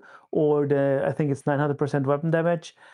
Not really, most likely. And then Savik, for example, with 70% or whatever tier you have for isolytic cascade damage, gives you overall more damage. So, like Nigel is saying, with crewing, it's always which option gives you more damage in the end, or more survivability because you die too quickly, and then it becomes very tricky because that depends on account state how much benefit each of those gives you. Yeah, like for example, mine is max tiered, so this is my setup if I want to go big or go home, right? And basically, I'm like my first test. Okay, do I survive long enough? Does the quantum slipstream does something for me? Now I've got to play around with this idea. But look how quickly I made the changes, right? That with this filter and everything typing in, that's how you start on your basics, and it's called the art of crewing. You're like what you're aiming for. Then you're going, oh my god, I've now got an isolytic damaged sort of hostile. In comes Joachim. This setup continues as it is. I've still got the quantum slipstream, so I still don't need Borg Hue, and I still want to keep Walk Savik and Walk McCoy, right? And an interesting one. This is I call this the Quasel, right? This next setup that I go for. I sometimes this is a very good thing. I sometimes do that and swap him to Scotty, and that is a monster difference because what Scotty does, if you can max him, which I can't because my RNG is as good as my luck with the lottery, which is 0. Is reduce the shield mitigation by 30%, 40% at rank 5. No Naga. I know, Ferry. No Naga on the Vengeance. On the Vengeance, I'm quite happy to take the hit. I'd rather go for the big stuff. But what Scotty becomes interesting. Now, if we're talking about Ferry, style, we add Naga Delvos. Why? Because it drops dramatically your repair cost by 750%. Always in there. And sometimes I will sacrifice the officer of saving money to try and do something else. But look how quickly I made those changes. On the fly, incredibly fast, with no issues at twos, using the filter system, clicking on that, and I'm using a mouse pad as well, not a mouse a mouse at all. So it just shows you that you can get through things very quickly. It's fantastic quality of life update. It's amazing. Those are the setups that's really great. Sniper, when it comes to your hostile killing and how you recommend people for crewing, the art of crewing, how do you perceive on going with your crews when you first start? Yeah, great question, Nigel. So, I mean, it really depends on how many below deck slots that I have, of course, right? And I tend to be not necessarily bleeding edge of the game, but fairly close to there, which means that often I'm going to be on a ship that doesn't have a lot of slots because it's going to be on a newer ship, right? And that's the case like now with the 73 uncommon. So I tend to make sure that I definitely have a very strong bridge crew that's doing most of the heavy lifting. Although obviously, as you saw, below deck officers are critical, right? Yeah. So now in the G7 space, I started in a pretty similar crew setup with Suitor and Seska. I tend to actually like Pike, Strange New World Pike, if I can actually survive from a shield perspective, right? Because he increases your mitigation, which means you're taking less hull damage as long as your shield can survive, right? Yeah. And that's very important, right, for your survivability. Yeah. Where it breaks down is if you send too much to your shield and you lose your shield, but Seska usually can help keep that up. So if I'm battling a new hostile, I try and push that limit to see how high of a hostile can I hit with this crew before I start losing my shield, right? Yeah. And the first officer I tend to put in there because of the Sesko Cedar thing is Pick Q. So if I just have like one slot, I'm starting with Pick Q. So I'm starting with Strange New World, Seska Cedar, Pick Q. I got my maximum amount of hitting like my 95% hull repair as long Yes. as I'm going past one round. If I'm not going past one round, it usually doesn't matter anyway. Yes. True. But so if I'm going past one round, I got 95% hull repair. I'm also taking less hull damage because of what Strange New World Pike is doing. And after that, I tend to add the second officer slot for whatever the alignment is for the ship that I'm doing. Meaning, if I'm on an interceptor, I'm going with BLT. If I'm on a explorer, I'm going with Kim, and if I'm on a battleship, I'm going with Neelix, right? Mhm. And that'll be my second. And then after that, I tend to go for damage. And then if I have a fourth slot, although with the expense of some things, sometimes on the third slot, Yeah. I go for Naga now because Yeah. I need that repair. Yeah. It's quite important. Like Brian Racer, he says, do you use Seska, SNW, Pike, and T'Pring? And I was like, no, I've never tried this. But Quasel, this gives you an interesting little attempt with this. Increases your armor shield deflection by 2,500% at tier 5. 2,100% is what I've got her at tier 4. And that gives you yet an alternative. While Sniper goes for extreme killing, Naga becomes quite critical for a lot of G7 players with repairs. So that saves your repair cost quite considerably. And then there is another officer, which no one will get for about a year, called Jarrell, which increases the repair speeds and things like that. Repair costs? I can't remember what that officer does. And that was important. So Humble sees Joachim, if you have isolatic defense, pick you, Walk Carol, Balana are my key 4 below decks in that order, which is very important. So you see, everyone's got similar stuff here. And the key thing to all this is everyone depends on what you do. So if I use Agony Booth, I go with Borg Q. If I use Quantum Slipstream and add that on, I go with the setup as you've seen. Do you understand now, Galileo, why CTs and FTs make a difference and why we go them? If I go Agamus, for whatever strange reason that I've decided to use the Agamus, it's because my main ship is busy doing something else. That's where I would go. The Matreon Cascade, also free to get and does quite amazing stuff against things like that. And then, you adjust there. So Quantum Slipstream, I remove quite a lot of stuff and it gives me an advantage. Everything else that I add, this crew doesn't work fully for everybody. So it ends up in a situation where I've got to bring back my standard and then put it back in. And then in comes my Borg Q, in comes my Joachim, because it's isolated. It's a standard for everything that I like to kill. And that is the setup I always begin with. And then I go, cool. The adjustments come from so the Academy hostiles don't hit isolatic, right? Remove Joachim. What can I get out of this? Maybe I want to get some more loot. In comes beer. Maybe I want to get even more damage. In comes Savik. An easy change. Or more mitigation. In comes Walk McCoy. And that becomes a style of it. And if you're Quasel, you go with Walk Scotty.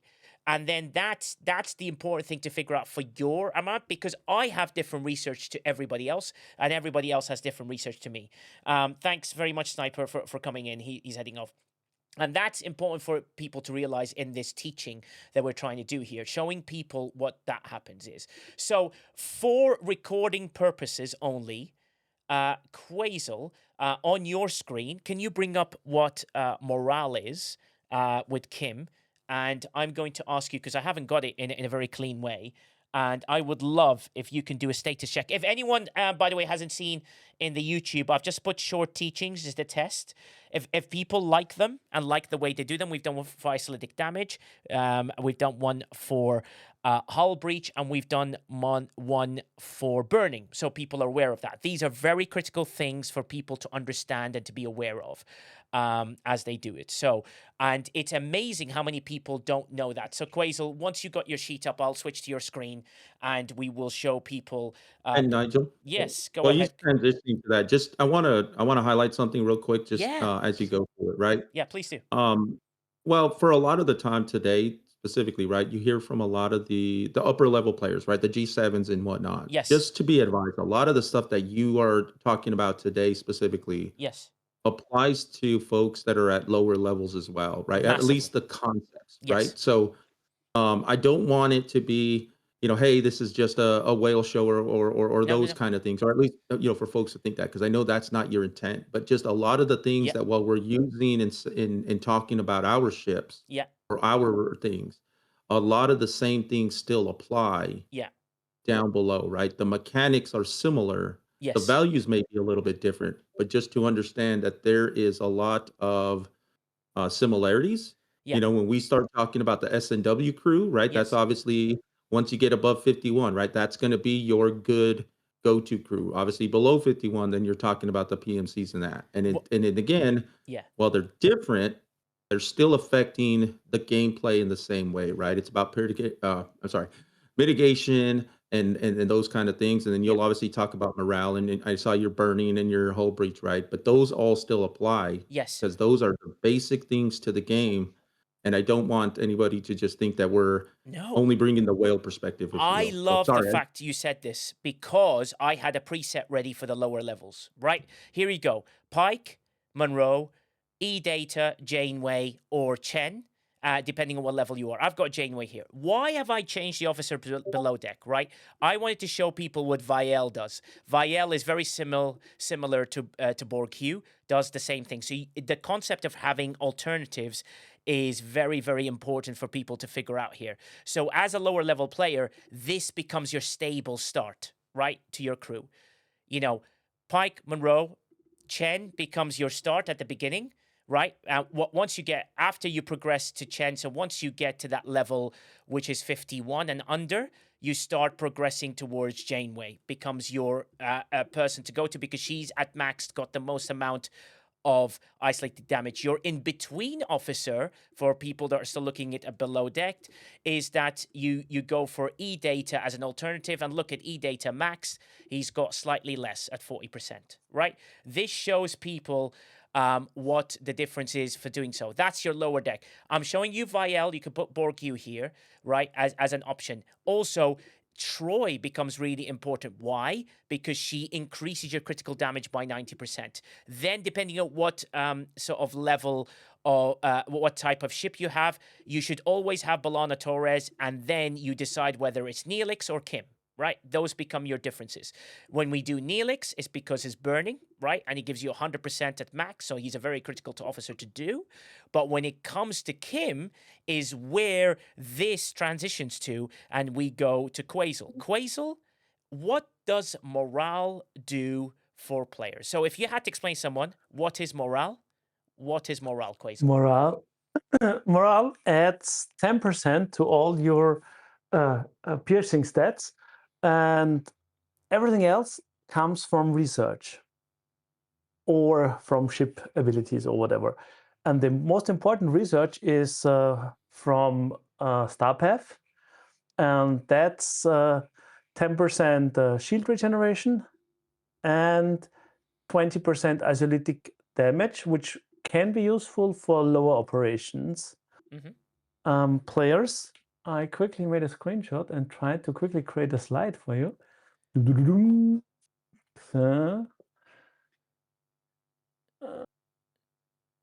That's not how you spell morale, but that's the first mistake, but that's okay. Oh, yeah, vocabulary and stuff. Okay, so How do you morale. spell cortada? All right, let's shut that down real quick. Cortado. Just add the E at the end of morale. Yeah. There we go. So let's add that. Yeah, on the spot. No, that's fantastic news. Well done on doing that. I saw you were doing stuff, so I was trying to keep it. So And while he's doing that, when we get into the crewing thing, there's an example that I've already let him know. He's on stage with us. I'm going to be using him as an example when we go to crewing. Yes. But remember some of these officers for when we talk about crewing, especially Vielle, because we're going to be talking about an officer group that they come in, that you can get Vielle, to Cruzito's point, in that group, Galron and Martok, you can get them very early and very easily. And that's going to be something that I'm going to talk about when we shift the focus to crewing here in just a minute. Yeah, cool. Quasel, morale. Go ahead. Yeah, morale. Well, we almost are through it, I'd say, because, it's the bonuses from Starbuff, and it's the piercing values that have no meaning. That's because we skipped the last time, because 10% is like nothing to a stat that's very low anyway. And we have so much other sources for it that I find morale most of the time to be kind of the weakest of the three, because it affects your own ship. Like hull breach and burning affect the opponent ship. So every player, for example, in an armada, can benefit if you bring hull breach or burning. With morale, everybody needs to bring it himself, or themselves better. Yeah. It's well, yes, and morale becomes quite important in that case. Let me show people something. I'm going to switch to my screen a second, which I think is very important for the lower level players to sort of figure out. Right, one of the most important things, I've had to rush through it slightly as I'll go to me for a sec, and then have a look here. Lower level players, this becomes a very important armada crew, and this is why morale is important. Because what happens is you have your setup this on your Stella, you have Kirk, and what does Kirk do? Right, he gives you morale, he guarantees you morale in some way, in inspiration. So he gives you inspiration, morale is 80%. When he gets morale, Spock takes that morale and increases the shield health to the amount of 750% of defense of the officers on the ship. So what you do here in this setup, for example, if you're struggling and you're a lower level player, you're in the 30s, 40s, you go to defense. See how I click defense there? And then I click on all the officers that give me as much defense as possible, and I stack this as hard as I can to get that defensive number as high as possible, to get as much of this for it to be useful for you, right? This is an important thing. Benny Hill's Ghost has given us a challenge, a very important challenge. He says, here's a challenge. How would you crew a level 69 player to defeat a Sunday, Wednesday V'ger hostile with a tier 15 cube? So, Quasel, what is the suggestion that would go to kill the Orions, right? The first Orion setup.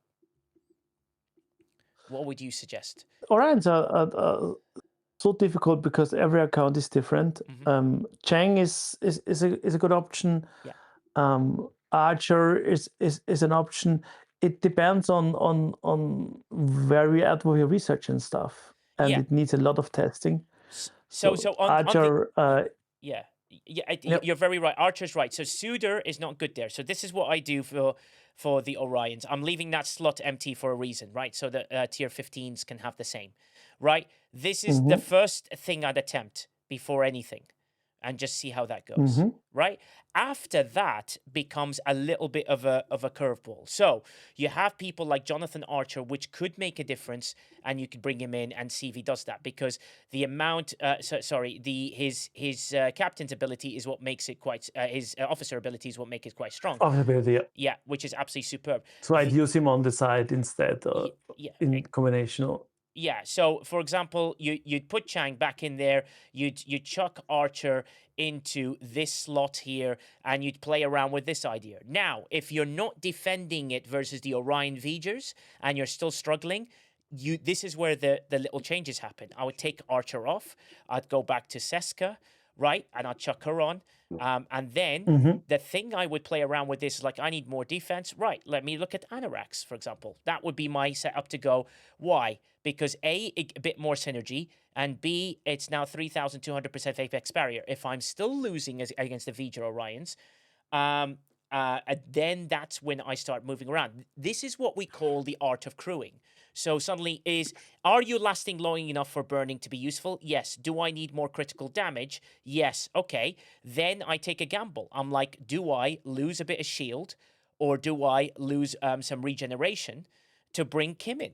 Do you know what I mean? Like, does Kim become useful here suddenly to do that? Then you're saying I'm lasting long enough, but I'm not hitting them hard enough, right? So here comes the suggestion. In come Walk Savik instead of Kim, and you chuck her in here, and that becomes an option. Oh, I've got an extra slot at the bottom. In comes Nurse Chapel as well, and I might replace her instead of, Joachim, and say, look, I'm willing to take some hits on this, but I'll work that way. That's how you test your crews. Then seeing how things work, you're like, you know what? I don't need all this Apex barrier, because I've decided to put a CT that's giving me enough. The agony booth gives me enough apex barrier. I take that off and start working my way through. Now, can I hit this? Because what's amazing about Chang, especially on the cube, is if critical gets hit and if health breach happens, this becomes quite important. He has a critical hit, but the delay of the weapons it becomes very, very important for people to realize. And he has a chance to delay next weapon attack by 1 round. Is that right, Quasel? Am I talking in the sense of how you would start developing your crew? I would look at one more factor is like how quickly do I want to kill the opponent? Because with the Orions, once you have a critical hit, their abilities increase, your shield mitigation decreases, so all sorts of bad things happen. So those are most of the time a thing where you want like to crew like a glass cannon, like can I do as much damage as possible, as quick as possible? So then, like you said, defensive stuff becomes maybe less relevant because I want to kill them quickly. And then we're looking at stuff that gives additional critical hit damage, like you said, Troy or Savick or other options. And as well, Enterprise E Picard, because he triggers on hit the additional isolytic damage, cascade damage. So there are various combinations.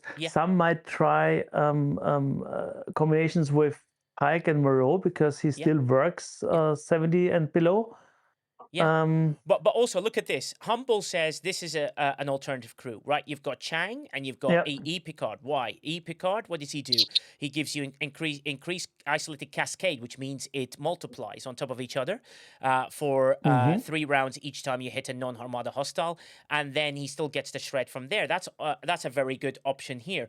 Another suggestion that's also world-class is what Abs just suggested to me.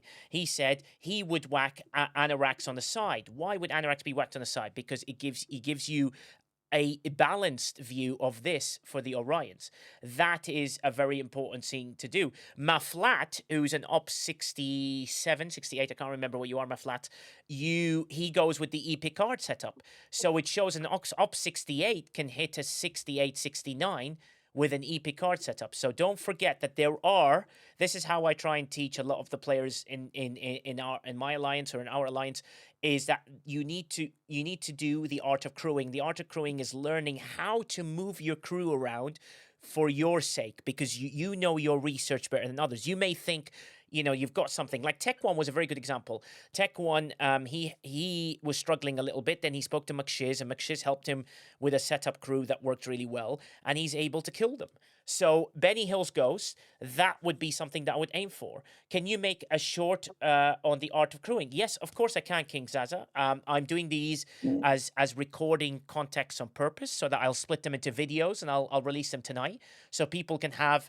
This is the art of crewing: how you begin, where you go, and how you get there, and discussing. And this is where a show like this is very great, because I love debating with people, because I've learned loads of stuff today. But look how quickly I made the changes. It never took a long time, right? And Quasel's sheet, stfc.cc, that I love to use, is one of the main things that helps me with that stuff. So while Quasel's loading stuff on his screen, when he's ready, I'll transition to him. We'll show you how it is. And Humble makes a very good point. It, E Picard on the side for the V'ger works for Cube, doesn't work for the Relativity or the Velox, which is great. But Humble says it's all about knowing how many guns you have firing and how many shots of when to stack cascade over time. Officers, that's another amazing thing. And you know what's really good? Quasel's got a fantastic graph that's about to be shown any second now, and that graph basically will show you how the firing pattern works. So let's transition to Quasel. There you go. Quasel's showing the firing pattern on this thing. What is that firing pattern for, Quasel? And then we'll go to Shockwave and MJ. That's from my fight with an Orion ship. Yeah. But you can see in SFC to PhD always the firing pattern of yourself and the opponent ship. And you can also look at, which is my favorite thing, is what happens to the damage. Because beautiful. When we're talking about crewing, and that's maybe a topic for another show to do a deep dive on how that works and what you can see there. Yes. Because the question always becomes, which type of damage do I need? Is it standard damage or holistic damage? That depends which crew choice I go. Yeah. Because if the opponent has a high isolytic mitigation, like in this case, standard damage might be different or not. That's vastly different. And understanding the mechanics can help making better crew choices. Yeah, exactly. And this harks back to the question I had earlier. How do I select V'ger Orion Interceptor And on the Nigel? cheat sheet? Is that an option? Can You cut out for a second. Sorry. The question from Red Zyrus says he would like. The question is how do I select V'ger Orion Interceptor on the cheat sheet? Is that an option?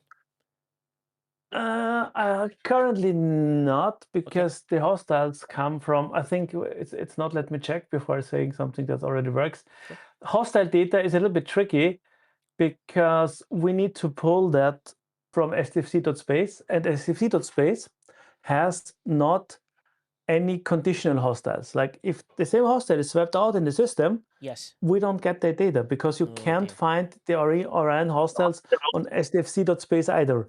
Yeah. So that stuff would be to create it manually, and we don't have yet started the process of thinking how we would do that.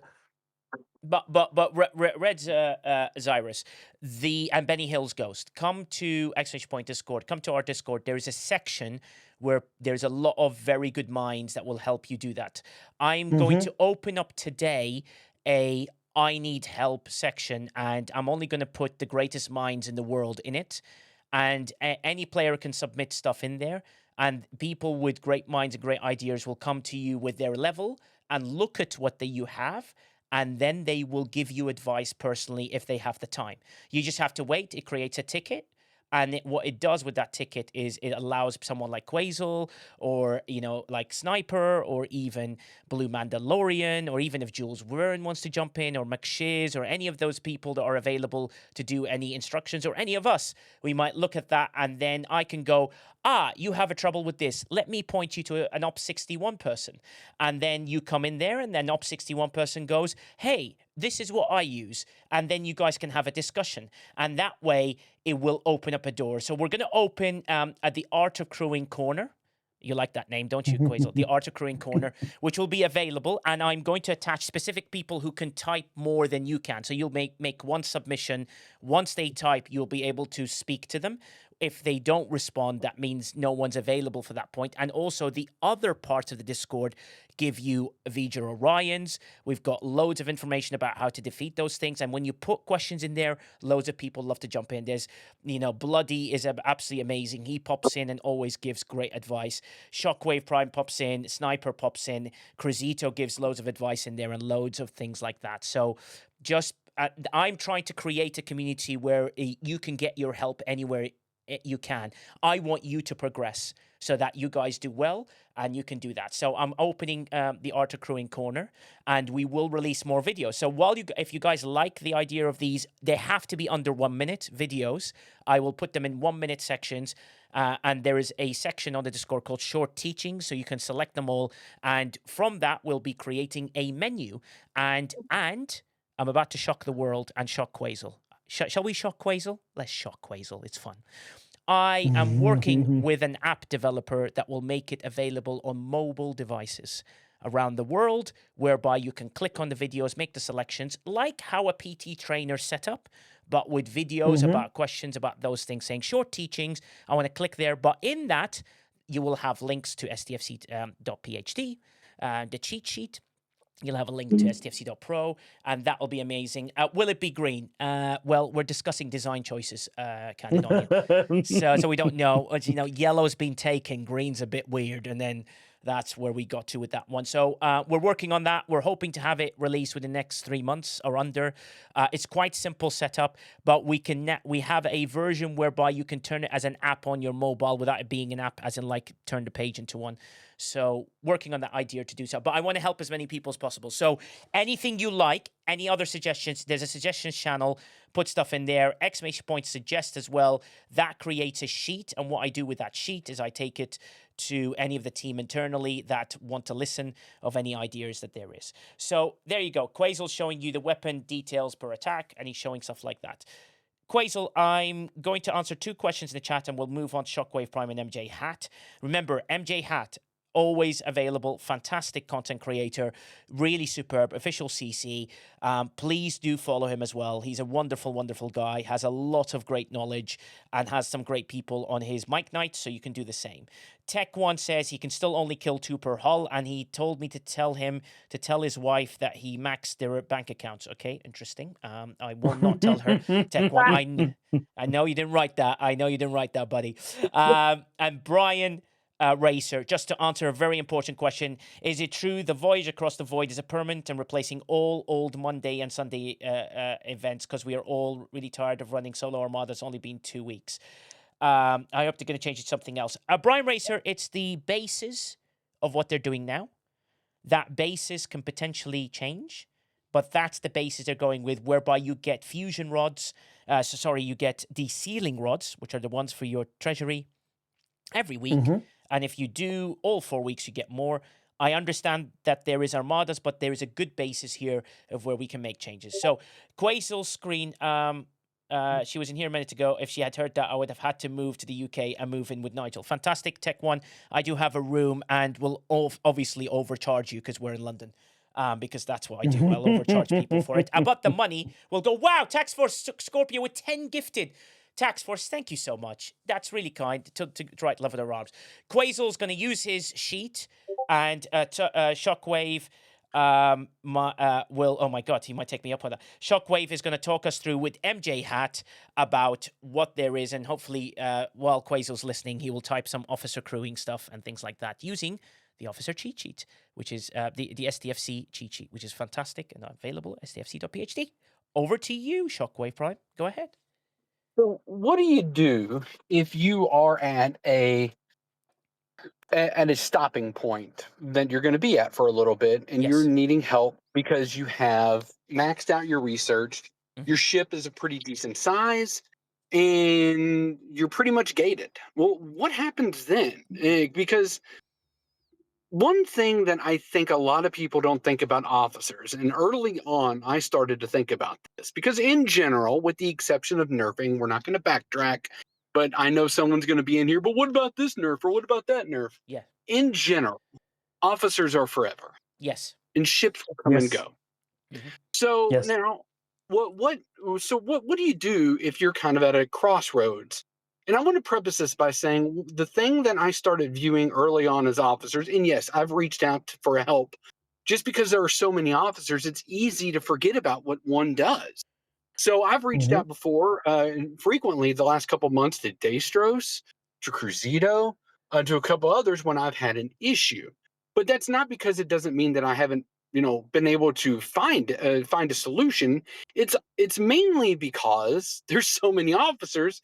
It's easy to slip one to slip under the rug, and for the most part, like, Destros is really good about helping people find that one that has slipped below the rug. Now, I want to say this: officers are essentially a type of research. Okay, let me say that again. Officers are essentially a type of research. So if you start thinking about officers and types of research, there's a couple things that you can do with them.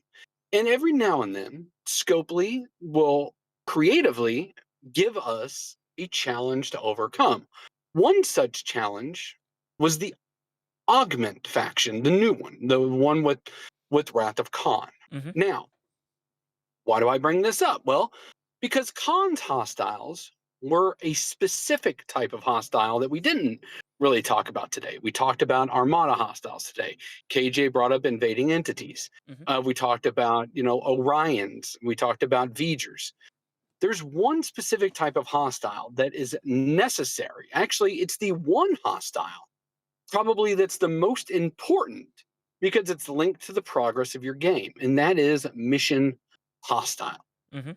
Now, MJ Hat, yesterday he had a wonderful stream, advertised it, where he went to 70.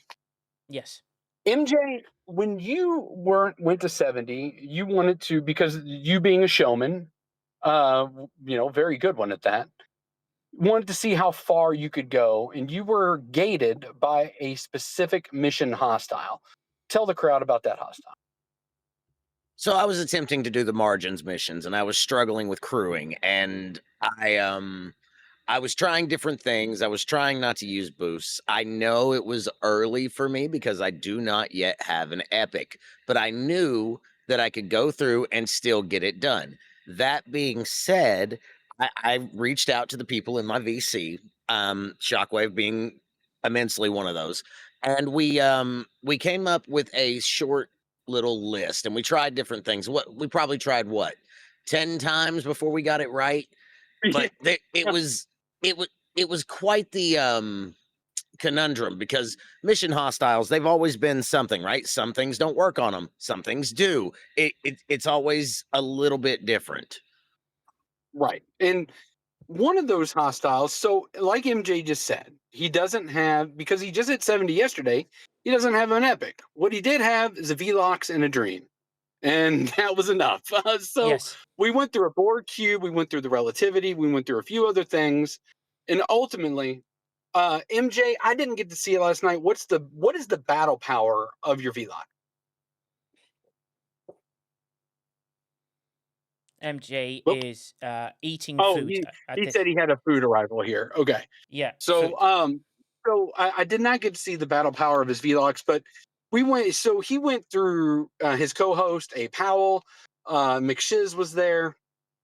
I was there. The voice chat was full. By the way, cheap plug while he's on the way back here since his food's being delivered. Of course. Join MJ's Discord and voice chat for the Road to 420, where we're doing a Road to 420 hours in chat. We're over halfway there. So it's been really fun to see this chat opened up day and night for over 200 hours now. But while he plays it, thank you, pal. Thank you, Alex.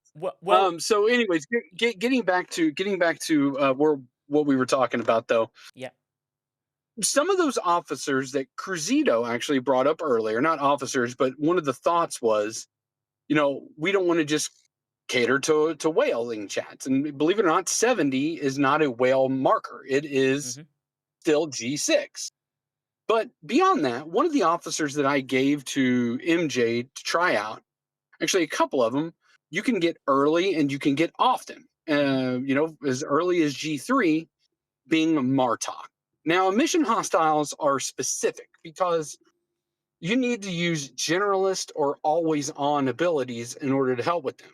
So if you use Harry Kim, for example, it's not quite going to work on a mission hostile. Use Belana Torres, not quite going to work on a mission hostile. So there, anything that it says, a hostile, it's not going to work on a mission hostile. Now, things like E-Data or things like Data will from Next Gen Data, things like Yoakim, things like Kirk, things like Martok. These things do work, and it's important to kind of realize when your officer ability is always on, or it's always triggered. And the crew that MJ, are you back with us? Yeah, he is. Yes. Okay, I am. MJ. So before I continue this, what battle power is your Velox?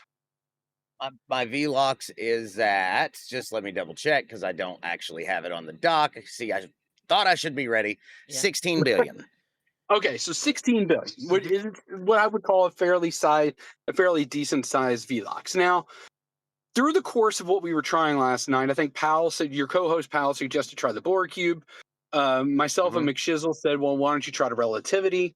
And then we went through a general crew, and then I told you the crew that I generally use for bosses or missions hostiles. What is, and truthfully, I extend that to Khan's Nightmare champions as well. But what was that crew that I gave you that ultimately ended up working? Well, I've put a screenshot in the Discord chat, and I know that that's not shareable on Twitch, but it's Martok, Kirk, and Lorca, which is not something I would have thought of.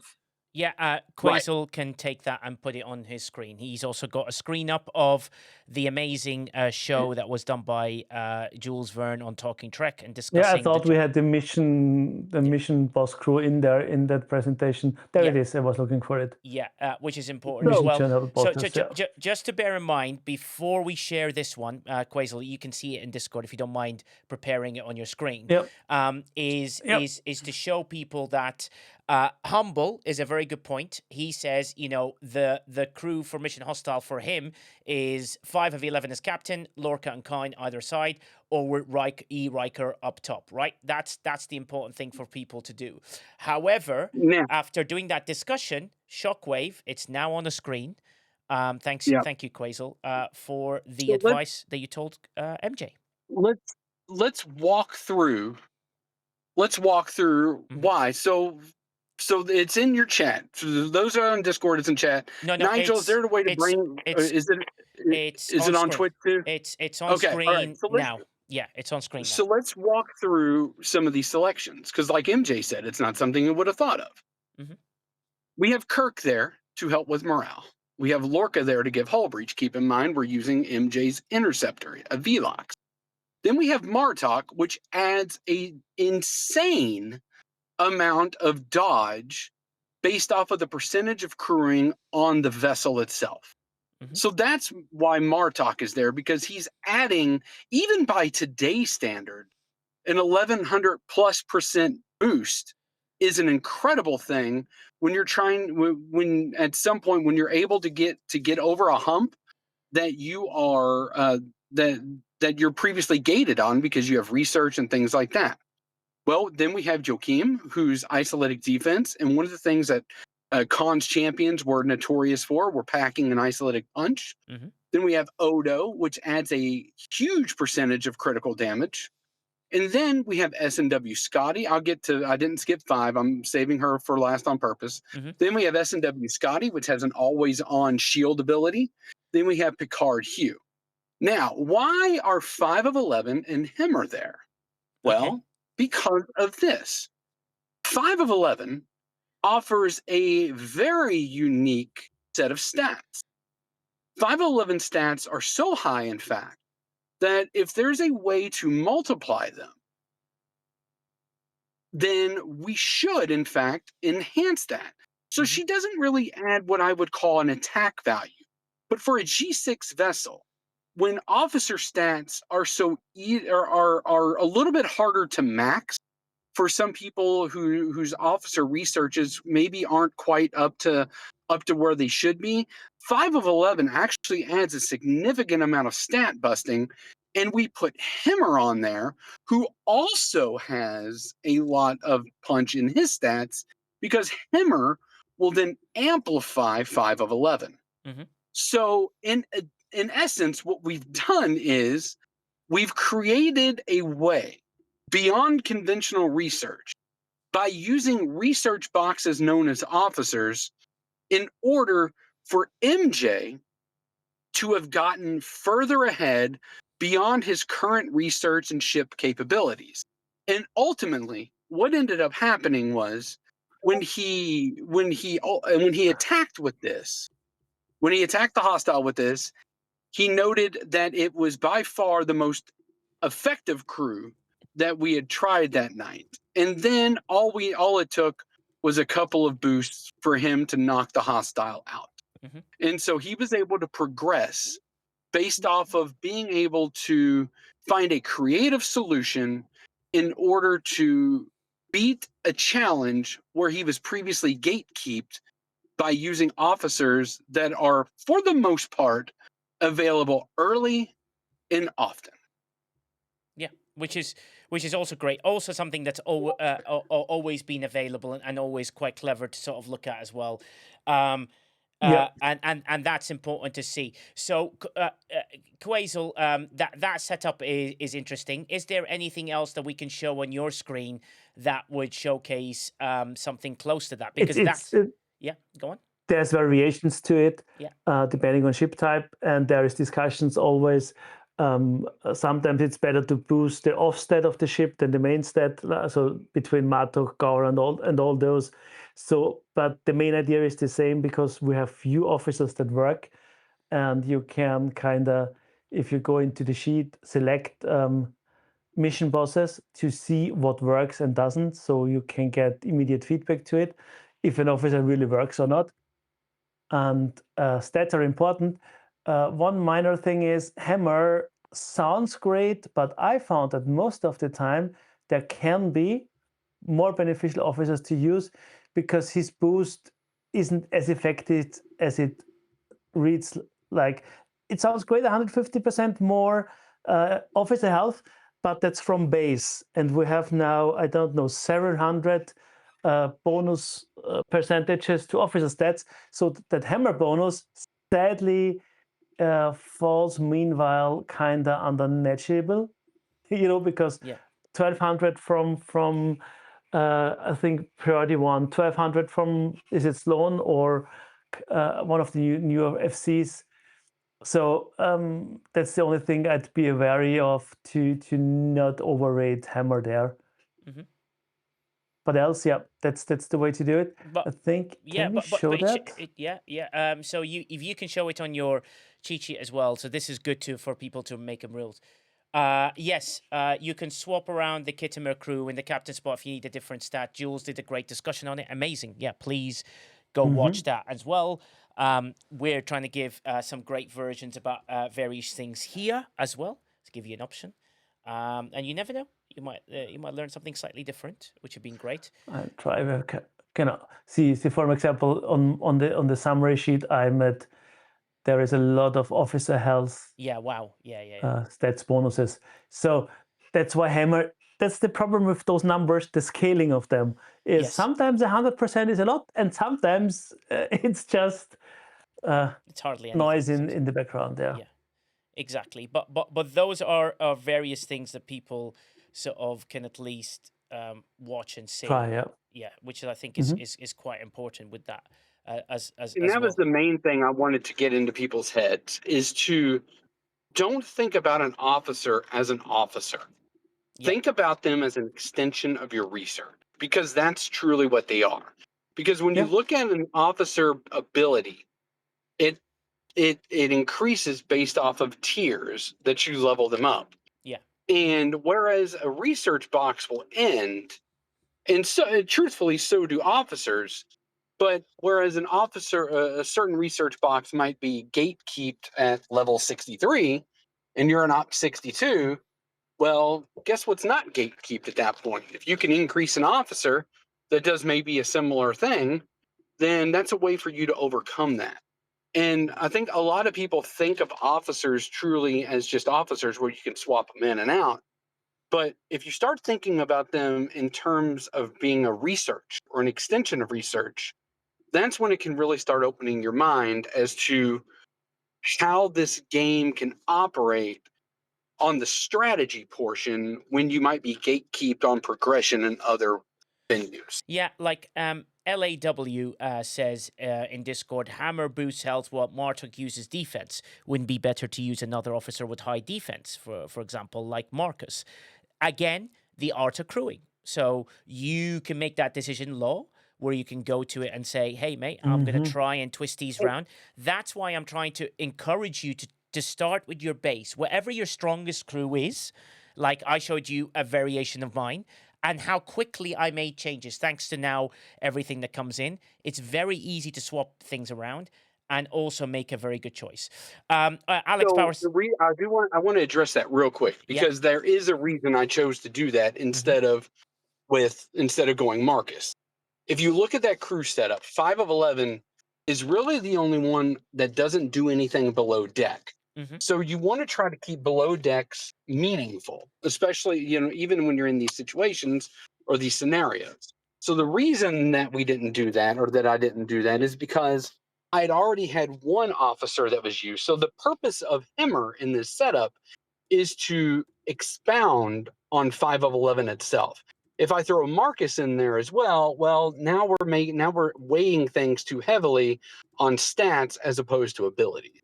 So that was the main reason why I didn't even go 6 of 11 or Marcus or somebody like that, because I wanted I wanted 5 of 11's very unique stat set to be amplified by Hemmer.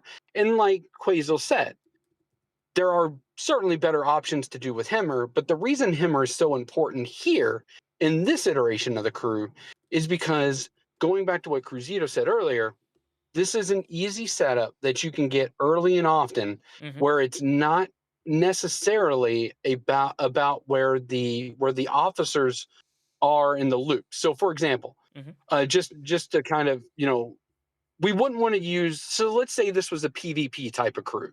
We wouldn't be able to talk about Villain Goldacott here, because Villain Goldacott and Villain Winadami are gatekeeped at a higher, or at a higher loop level. So some of the other officers that could replace Hemmer are maybe later G6, early G7 officers, where you're starting to get into those loops where they might be available early and where they might be available later and not so often. So Hemmer here is important because of his availability and because he's fairly easy to match. That's what Hemmer's role here is. And the fact that I mean, there's an easy way. Always sort by stat and pick the biggest officer for that stat you want to. And there are a lot of officers with the highest stats are most of the time the Borg. So your Borg, like 6 of 11. Yes. Not for health, but for other stats. And it depends if you want to defense, health, or attack. And that's why I always suggest sorting it, because then it uses your personal values. And but I'm agreeing, Hammer is one of the easier to max, but so is a few other Borg officers that might be early on available, or depending how you play the game. I don't know. So much has changed down there. It's some stuff is in the transporter patterns, if people can go for that. So that's a good place to look for too. But yeah, stats are important. Yeah, and if I can jump in on that as well, Nigel, right? So, please come in. So one of the things that we tend to overlook, and a lot of that, especially today, right? If you've got newer players coming in, then officer stats are very important, right? But it's been a while for us, right? And I'm going to say us, meaning not necessarily G7, but just players that have been in the game, 3 years or so, somewhere in that neighborhood, right? Where, you can overpower, or you don't necessarily need to worry about the crew jitsu or the crewing or whatever you want to call it, right? The art of crewing.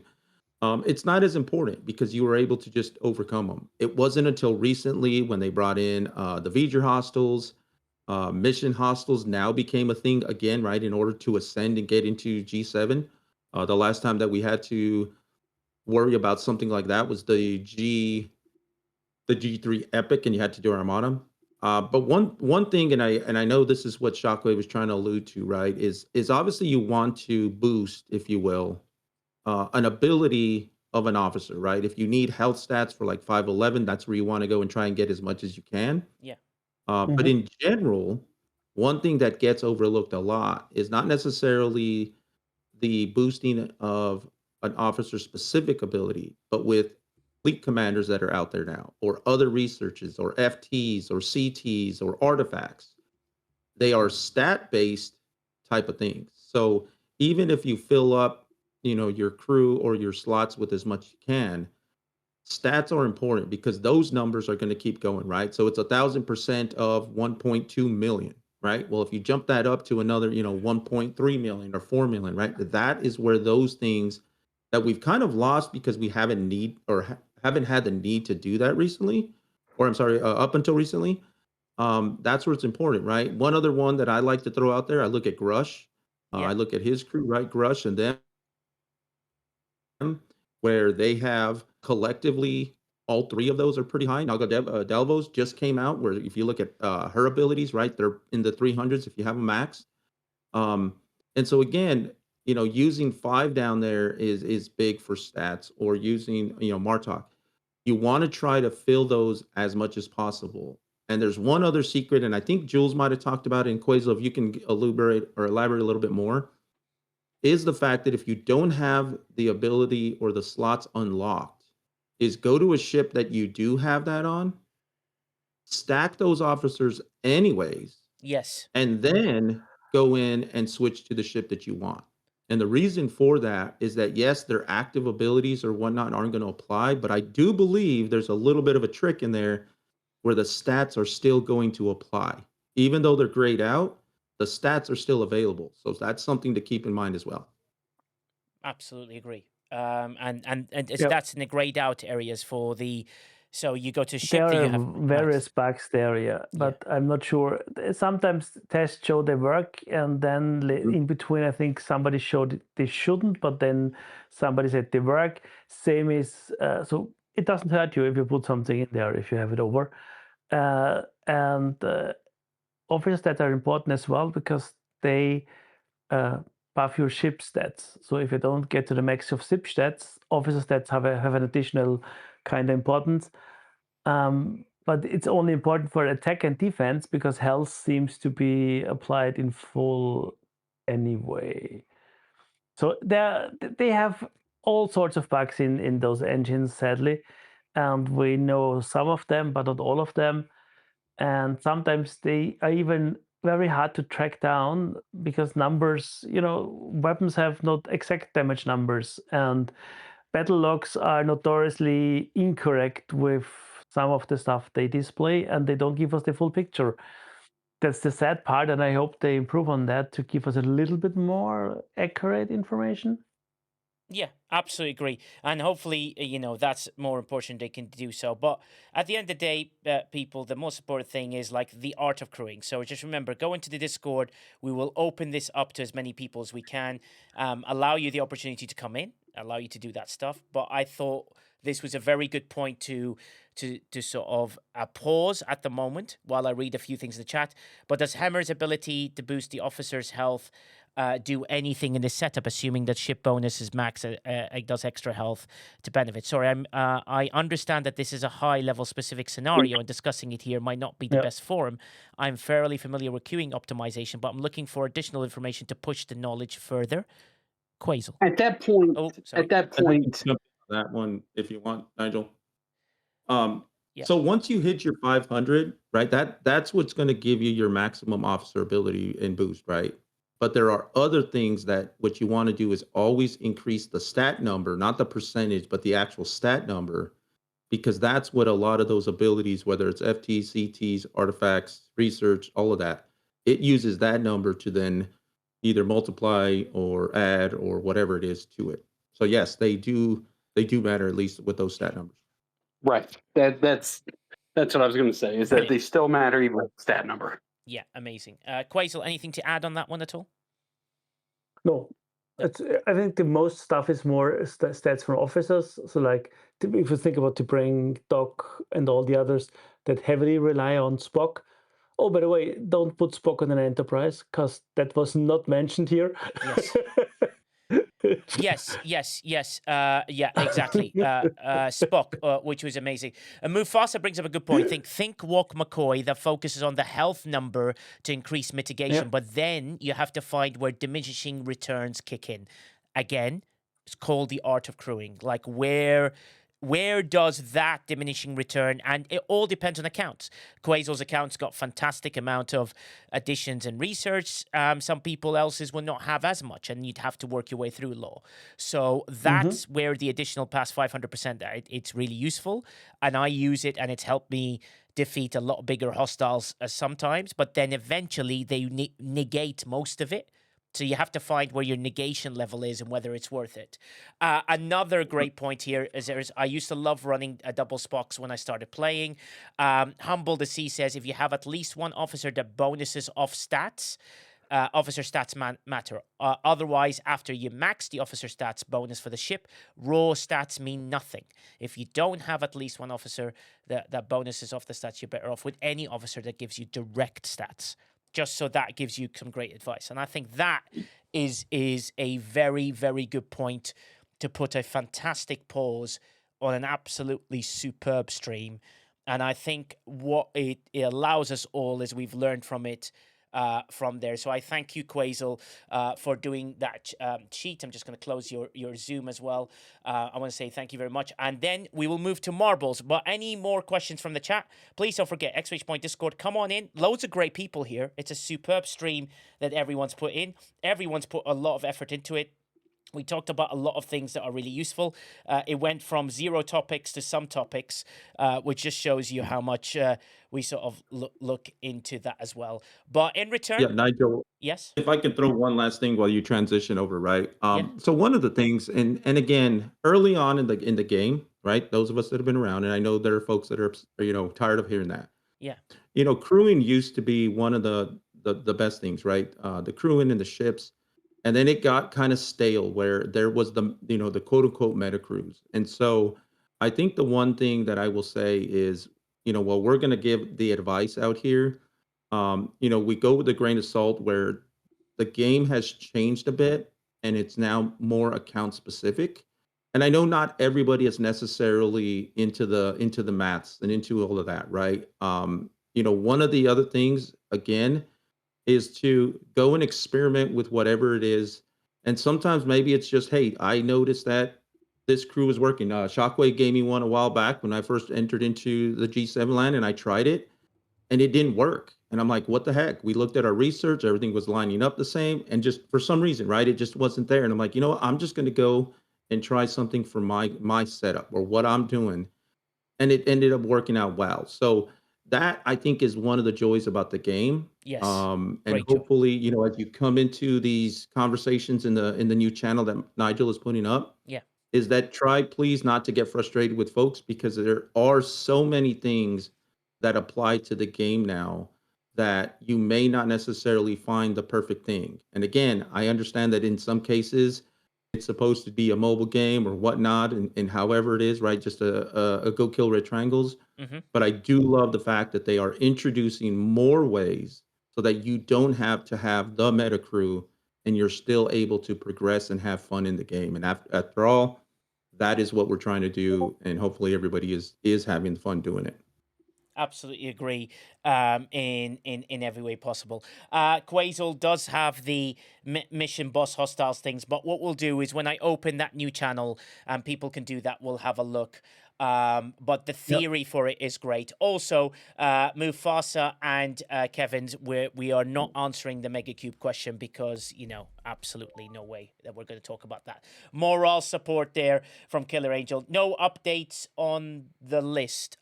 You mean, yes, we'll talk about that on Thursday. I will have quite a major update on that. Tech One on the list of the 7 things that we'd like to do. So a lot of great stuff has been put in there, and we will do an update on that as well. And I will create a channel for those updates. So let's start across to marbles, ladies and gentlemen. Anyone else like to come in? We've had some new stuff, new amazing things. That would be amazing. Doss says that he will play everyone in chess because he loves crab. So everyone go to Doss's channel and play the crab song and then and everything like that, because Doss loves crabs. Doss, the moment you remove that, I know, Joss, I got you with that one. Exclamation point play into the chat. Come and join in. Marbles. Here we go for the first STFC Briefings mug of that. If we get a hype train to a level 5 and we donate stuff, we'll move it to a t-shirt. We get to level 10. We will move it to a combination of things or a jacket, so you can have a t-shirt and a mug and a jacket and so on and so forth, and we keep that in there. All you gotta do is you must be following in the chat. All you gotta do is be following to be able to join an exclamation point play. What a fantastic discussion that was. I'll split the videos up. We have a morale section as well. I will release those with an edit as I've got a lot of football to watch. And Murphy, don't tell me, don't spoil it, because I can see you're watching it. Goal! And he comes across it. Goal. None of that, Murphy. Don't want to hear any of that stuff. Quasel's like, wait, what? I don't understand this football thing. It's a round thing, and I kick, and it goes where? Yeah. I'll be kicking into my bed. Have a nice one. Thanks very much, Quasel. Thanks again for your fantastic work here. Exclamation point play into the chat. Don't miss out. Chance to win some lovely merchandise. So don't live that. Touchdown, Dundish says. That's not the sport we play here. in the UK. Ben Zoid, thank you for subscribing. Oh, thank you, Ben Zoid, for subscribing. That's really kind of you. Thank you, Tak for Sopio, for your 10 subbed earlier. Thank you, Winnie Baby, and Hem Jadar. I've always loved your name, Hem Jadar. I'm glad you followed me. This is very nice news. Hem Jadar, you're going to freak out my dyslexic brain, which would be amazing. Thanks, Benzo. It's very kind of you to do that. It means a lot. And remember, everything goes to right love on their arms. Switch my play. Let's go. Any more people? Let's get in. Hem Jadar or Jem Hadar. Exclamation point play. Don't miss out. It'll be amazing. Evil, I will have your gift thing tomorrow, by the way, and I'll sort that out for your win on that one. Exclamation point play. Don't miss out, people. Here we go. Are you ready? Isaac, you've made it in. I'm about to press start for some merch. Here we go. We begin for mug number 1, giveaway number 1 out of 5. Here we go. 5, 4, 3, 2, 1. Is Cruzito going to win? Because KJ's not here. There's a very good chance. Here we go. Remember, 50 bits or more to cause havoc to 2 people. 100 bits or more to cause havoc for 10 people or more. And the race continues. E11E is way ahead. 40 bits, which is really random, by Benzoid with an on-screen celebration going, woo, marbles. E11E avoided the bomb, and everyone else is exploited behind her. Quasel's right behind, trying to work his way through. Then Susie Q222 gone way ahead, trying to work her way through. Susie Q222. Ostis is like, wait, let me work my... And then Susie, you just got absolutely blasted out of nowhere. Ostis with 1 bit of cheering. Whoa. Who to that one. We keep going. Benzoid is now in the head. A new subscriber's gone way ahead. Maybe some subscriber thing. Real Sojum, you just died. El Stozio, you just died. Gary Busey, you just died. Lady Badoo, you just died. And see how things go. Fuzzy Triple, Mad Hatter, I'll be back. Taco Chemtech, someone almost won by flying almost into the hole, but misses by a country mile. Sub Power, let's go. Here we go. 50 bits or more to cause some havoc. 100 bits or more to cause some absolute mayhem. Let's keep it going. Everything is really useful to keep us there. And E11E is right behind Wristbreaker. Wristbreaker's like, no, you need to go the other way, E. No, you're going the wrong way, E. He's shouting at her, no. E and Wristbreaker are battling their way through. But out of nowhere, there's also Moth is in right behind. Look at that battle between them. They're trying to work their way through. E, I think, has got a chance here. E11E is going to win again. E11E, there's no way she can miss this. She's just got to get past a mustache roundabout and avoid the hole. She avoided the hole. Mustache Roundabout's got a chance here. Mustache Roundabout and Wristbreaker. Wristbreaker's stuck behind it. Is he going to get the oomph he needs? Wristbreaker's gone ahead. Wristbreaker takes a huge lead. Wristbreaker's going to win. He falls. And Wristbreaker misses. And then Moth misses. Ramscoop's got to win this one, surely. He misses. Cottontail misses. Thorstein, Quasel misses. Ostis wins. It's the greatest moment in history with 100 bits. Ostis wins. And Michelle second. Ostis, you wonderful hero. You wonderful man. I'm so glad a lovely person couldn't deserve it anymore. Ostis, you are the winner of an STFCbriefings.com mug. You can go to the site, choose any mug you like. Pick one from on there, send me a link saying, hey, Nigel, I won a marbles race. And I'll be like, you're lying to me. And he'll be like, no, I'm not lying to you. I'll be like, come on, Ostis, what are you trying to do here? Bow down, peasants. Is what Ostis tries to say. Ostis, you are the winner. DM me, !Discord. You've already got us in there. Find me on the right-hand side. Nigel, click on my name, exec producer, and say, hey, I won a mug. Come on, let's see if we can kick off a hype train. Can we get more bits? 100 bits or more, or any subscriptions as well? Let's go. !Play. Let's go. Remember, everything goes to right love on our arms. Let's go. Let's get that stuff going. !Play. Let's go. Mufasa will definitely die within the opening minute. That is confirmed. Let me put the algorithm in. Algorithm code Megacube Saquinio. El nada del nada mega cubinho. Now, hype train's engaged. Here we go. Hype train's begun. And that's fantastic by people. 100 bits by Andalicia. And that's kicked us off. Andalicia, you have absolutely opened the door to chaos now. Sure, and we will do a prediction as well. Can we throw a prediction up? Don't know if you're here, MJ Hat. Can you do that? Nigel, a sucking on a mega cube. No, it's this. Mega cube sucks loads. That's ASMR for you there. Oh, fantastic. Captain Chris Pike comes in with a 10 bomb. Sends us into an absolute frenzy. Holy shit. Holy shit. He's right. Gary Busey is absolutely there. And here we go. We're pressing start. Exclamation point play, Christian. Exclamation point play, anybody else? Let's go. Let's go. Let's go. Don't miss out. Gunner League agrees a Mega Cube absolutely sucks in every way possible. Big Bear STFC. All you got to do is be following Big Bear, and then you can win. Exclamation point play. Let's go. Let's go. Let's go. We check the things to the viewers and the followers numbers. We need to get this back up. And we're ready to go. BW Burn, welcome in for some merchandise and some winners. Let's go. Let's go. Darksmith, you're in. Anyone, anymore for any more? Exclamation point play. Let's go. Let's go. Let's go. Mug number 2 out of 5. Here we go. 10 seconds. 9, 8, 7, 6, 5. Thank you, Chris Pike, for your generosity. Sends us to a level 4 hype train. Keeps us going. Don't forget your exclamation point, Winnie Baby. Oh, Winnie Baby missed the exclamation point, and then she doesn't do it, but that's okay, Winnie Baby. You got that for that. Darksmith is keep going. Gary Busey takes a huge lead. Gary Busey works his way through. Gary Busey's got a chance here. He's gone past 1, past 2. He develops. He hits another bump and another bump, but Gary Busey's like, I'm winning this because Andalesi and Ostis is 100 bits are not going to stop me from winning. Ostis Valkyrie's done that, and then a lot of people have died. Ostis just died. General Oak just died. Emerald's Evil Smurfs died. Cassandra's died. Oh, son. And then Gary Busey died. Oh, he did. He died. He didn't make it through. But Lord Scarron, Freddy Boy's got a chance here. Lady Batu with 5 gifted to send us into a frenzy and the next level of hype train. How incredible is this? She keeps us going. Thank you so much for your generosity. It keeps us going. Lord Scarron, and that bomb, just the bomb. Yeah, warp drive engaged. Let's go! Here we go, Warp 9. And there's a few bits there. Haha, and it got us through. Some nice little emotes there. We kept them nice and small. And here we go, Lord Scarron. You just got to make your way through. No one's stopping you in this one.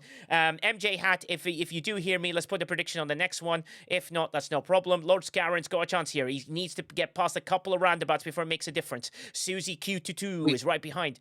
And boom, there comes the ball. We have an active prediction, Nigel. Oh, we do? I guess you missed it. Yeah. well, I'm doing what a streamer does and waiting for the the staff behind the scenes. Awesome streamer stuff. brain. Streamer brain. Streamer brain. I was looking at the wrong screen. I've got now way too many screens. I don't know how CDB2 does it with 9 screens, but 9 is way too much. Here we go. They're still going. Dundesh is going to win. Dundesh is going past. He's hiding in the shadows going, I'm going to win this one because no one cares about me. Dundesh's got a chance to win. Dundesh wins. Dundesh wins his second mug of his career, and that is because he is a massive mug. So he's definitely a mug, and what a win for that one. Dundesh, you are the winner of an STFCbriefings.com mug. Congratulations, buddy. You got your mug really quick last time. You can choose another one now. Add it to your collection. Maybe a slightly bigger mug. Maybe a smaller mug. Maybe you just want a picture of your face on a mug. Dundesh did finish first. And the final results are you ready for this, MJ? It's getting close because MJ Hat's about to cause the havoc. MJ Hat does not finish, which means you're not going to believe this. 4 finishers. 4. Paid. 4 finishes. Wow. Someone got something really well paid, didn't they? Here we go. Looking to see. Susie Q. Susie Q22, very well deserved. Exclamation point play, a mug number 3. Dundesh, get hold of me. You know what to do. Come on, come on, come on. Exclamation point play. Let's go, let's go, let's go. Don't miss out. Don't miss out. Make sure you put exclamation point play into the chat, or you can do a cottontail curveball, which is a slightly more difficult. I know we've got some form of ads that we're coming out of. Exclamation point play. Misha's here as well. Misha, how do you deal with Moo freaking Asa? Honestly. Moo freaking mega no cube Asa. Yeah, you heard it. Yeah, exactly. And can you tell him that, his plank is actually really good? I'm actually quite impressed with his plank. He's a very good planker. In fact, in the UK, we call him a planker. Or maybe we swap the A for the O. He's more of a plonker. Ah, ha! I knew it. Ha! Plonker, yes he is. Mufasa the Plonker is here. Exclamation point play. Let's go, let's go, let's go. Don't miss out on these awards and a chance to win something really cool. Let's go. Flossie's made it in. Crocus Maximus, exclamation point play. Come on in, come on in, come on in. Don't lose out, don't lose out, don't lose out. This is a very good chance. Ostis with 5 gifted. I can't believe Ostis gifted in his channel. I had worries, MJ. I'm gonna say, like, Ostis, I thought, left me. I'm just going to be honest with you. I just thought Ostis left me. I was crying about it for ages. Pyramir is another one that I'm worried about. Mufasa, at least I am... Ostis is good people. So is Pyramir. Yeah, exactly. I don't know about that Mufasa guy, though. Mufasa, he says, at least I'm doing exercises. Are we going to see you do one? Yes, I can show you an exercise that I do handily very well. And you can more than welcome, dude, to watch that. However, it requires you a subscription to a special channel. Let's go. Exchange point play. Let's go. Ossis, thank you so much for your gifted. Honestly, kindness. Very kindness. Love people's kindness on this one. I'm about to press start. Here we go. Exchange point play. I'll never leave you. Ostis. Oh, you're a cutie. Okay, great. He's Nigel. so sweet. It's so sweet. Exclamation point play. Let's go. Let's not miss out. Plan to make the last 5 seconds. Here we go. Loads of people in here. MJ has a towel for that. Nicola Jane. Jumped in. Nicola Nicholas Ain, you made it in. First time, you must be following to win any of the merchandise that's on offer. So you have an exclamation point play. And that's the bottom line. Yes. Cold Steve said so. Cold Steve said so. Cold Steve said that. Look at this battle that's happening right now. Loads of people are getting exploded and dying left, right, and center. Evil Smurf, Ossis Valkyrie just died a death beyond anything. Remember, 50 bits or more to cause anything. We've got 3 minutes, 28 seconds left on this hype train. Let's see if we can keep it going. Nikota Zane, well done on getting yourself into this mix and getting in there. But look at this. Evil Smurf has landed at the bottom. Evil Smurf had a chance to win. And then Jim Pie and a few people, they fell to the bottom. They got exploded. But instead, the winner is, Sandra missed. Jim Pie missed as well. Evil XP can't possibly win something else. He missed as well. Look at this. A lot of people got exploded at the bottom. There's a chance to do it. 100 bits or more, try and stop them. You've got to try and do something to stop them. GSK's got Calderon. Calderon's got a chance here. He's got a chance. Calderon's got a chance to win. Is anything going to happen here? Oh my God. Boost. Oh, he missed it. Calderon misses. He missed all the boost. JP, goo gaga, I'm no birthday boy. How does it... By the way, JP, I'm so glad you didn't get drunk to a ridiculous level. I was so worried about you, buddy. I'm glad you're okay and you've had a wonderful birthday. JP's got a chance here to win. JP's worked his way around the roundabout. He actually knows how to drive, but slightly swaying after today's thing. Is JP going to last? JP's worked his way through. Look at this. JP's got a chance after Sandra, Jim P.I., and a few others have missed, and Calderon missed. JP's got a chance here. 100 bits or more. 2 minutes left. Captain Chris Pike with 100 bits. Trying to cause some havoc here. Is JP's going to win this one. Birthday boy. Oh, well, I guess he's not getting a birthday gift then. Halo, and look at this. And Jeff Games and Halo are battling. Halo misses a hole. Halo wins. Well deserved. Halo, you are a wonderful person, Halo. It honors me to gift you a mug from stfcbriefings.com. Congratulations, Halo. Hemjadar, you came second. Absolutely great chance. Yes, Halo. Nigel and Case, she was the one that was at DJ stream. Who's that? Hemjadar. Oh, Hemjadar. He was on DJs for what? Sorry, I didn't catch that. Yeah, he was on J. Do you want another prediction on race 4? Yeah, let's do a prediction on race 4. Exclamation point play. Halo, you know what to do. DM me. Mufasa. Yeah. Just let me check the record on this one. Where's the delete button? Yeah. Okay. Mufasa deleted. There we go. Not yet. Don't press exclamation point play. Now press exclamation point play. If you pressed it previously, you're not going to make it in. Exclamation point play, or type something else and then type exclamation point play into the chat. Let's go. Don't miss out. I'll give you the time to get in. Loads of people getting in for that one. If it's a shame. Lostin is here and keeping us going. Lostin, I absolutely love you, buddy. I'm glad you were here, bud. All right, guys, where are we? 40 seconds left in the hype train. 5 subs. 30 seconds left on the hype train. 5 subs to go to get us to the next level to finish level 6. 5 subs to go. Anyone can do that. And 100 bits there, but there's 5 subs to go. 30 seconds left. 20 seconds left, sorry. 20 seconds left now on the hype train. 5 subs to get us going. Exclamation point play if you wish. I'll give you time. Can we get the hype train to next level so we can give more giveaways? I think we're on 15 seconds. It's about to end. Looks like we're ending on this level. Oh, wow. Thank you so much. Captain Chris Pike sends us to finishing at level 6. Captain Chris Pike, again, with his generosity, keeps us going. Nikota Zane, well done. Just make sure you be following to win. Come on in, exclamation point play. Pseudo is here, legend. Boldron. Just to let you know about Abs, he is bold, but his name is not Ron. So a lot of people are upset by this. RMG DOS, I'm trying to psych him out because RMG DOS didn't realize that today while he was doing chess, I played him multiple times just to try and screw with his mind, just to test him out. And I was testing my abilities against him. I won't say whether I lost or won, but you probably know that I got smashed. But he doesn't know. He secretly doesn't know. I'll put a different name down. Then I'll jump in as Nigel Rovers and then defeat DOS and ruin his life. A bald Ron. No, he's not a bald Ron. His name is Abs. A bold run. Exclamation point play. Let's go, let's go, let's go. Wow, we got loads of people in the chat. And let's keep it going as long as we can. Here we go. For number 5, we will, while the hype train's going, we will give something else out after this. As long as the hype train keeps going, we'll go. Exclamation point play. Jim, you made it. Misha, you made it in. Misha, can you tell him how to do burpees, please? I'd like to see Mufasa doing two burpees at least.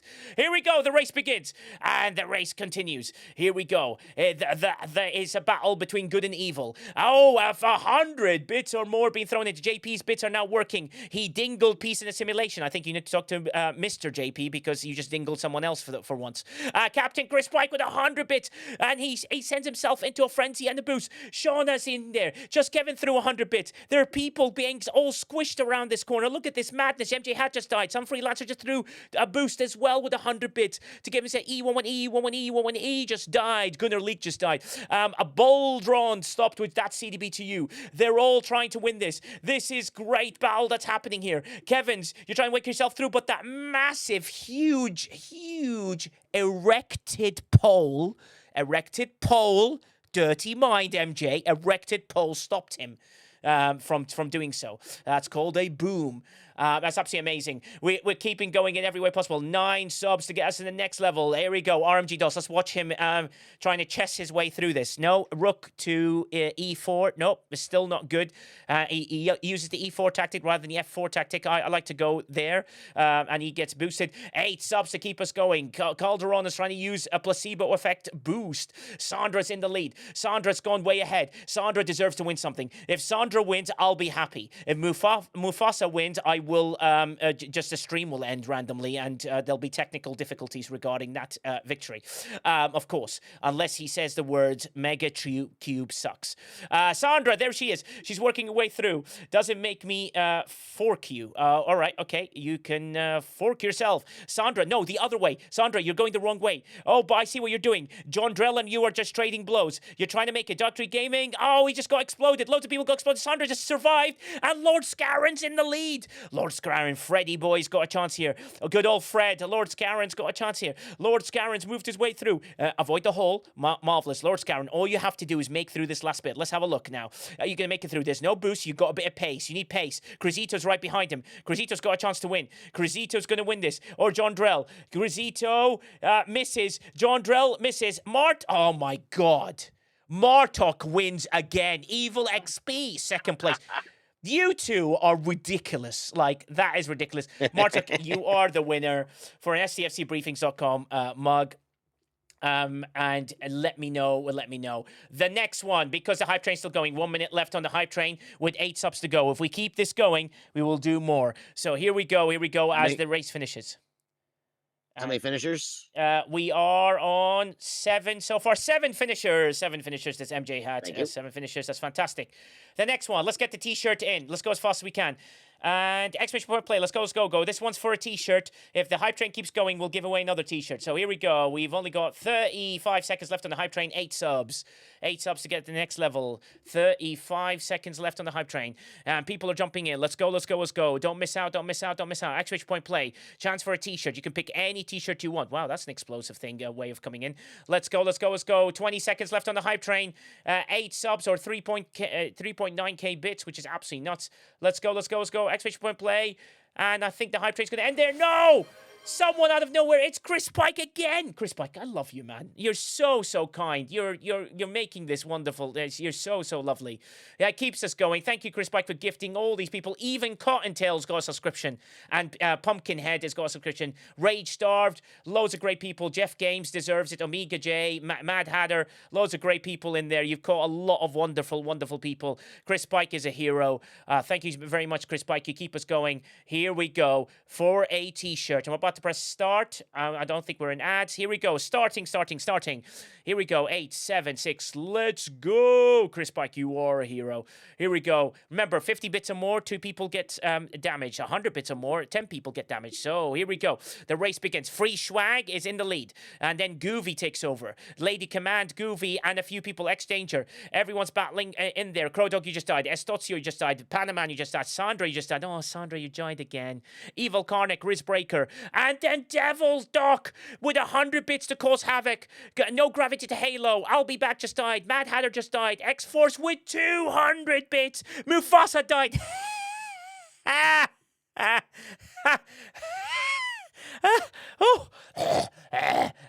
Mufasa died.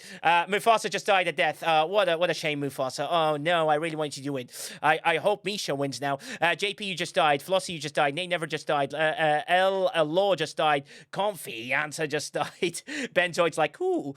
Scar approves. Yeah, exactly. Scar approves. Ram Scoop is in the lead. He's working his way through. There's no one else secretly getting ahead. Ram Scoop is like now thinking, if I play this tactically, I could win this. The art of crewing. How do you crew in a different way? He's trying to figure out his crewing for marbles because he wants to win this. But Omega Jade is taking a lead. He's gone ahead of everybody else. He's got another roundabout to get past. Can he get past that roundabout? He gets the paddle to touch him just softly on the cheek to send him forward. And there it is. Look at that with Omega J. Send him across. John Jones, you just died. Captain Chris Pike with 200 bits to send us into a frenzy. And he sends himself with a boost. Ostis, you're about to die. But Omega J looks like he's getting his way through. He's still got another level to get through. So Darksmiths, you've got a chance here if you've got a bit of pace. You've got a bit of pace. You're going faster than anybody else here. Darksmith, you just died. And then Omega J's like, ha ha ha ha. I sent you ahead of me and you thought you could win. You are cursed. And then Omega J, you're now going the wrong way. Captain Chris Pike with another 100 bits. Another 100 bits. Just sending us to frenzy. Captain Chris Pike got boosted. Calderon, you just died. Ram Scoop and Omega J are battling their way through. This is going to be very interesting who does it now. Broken Wolf is trying to work his way in. Ram Scoop is working in. Ram Scoop's got these amazing red car, which is absolutely awesome because I use the same one because it's available for free. Ram Scoop's about to win. Ram Scoop, no. You just hit the thing. You hit the thing. No, you hit the bollard. Get past the bollard. Why you hit the bollard level? Oh my God, no. Dondesh just hit the bollard. Ram Scoop, you missed. How did you miss? Dondesh, no. Dondesh wins. Dondesh wins. Dondesh wins a t-shirt. Dondesh, you won a t-shirt. That's unbelievable, Dondesh.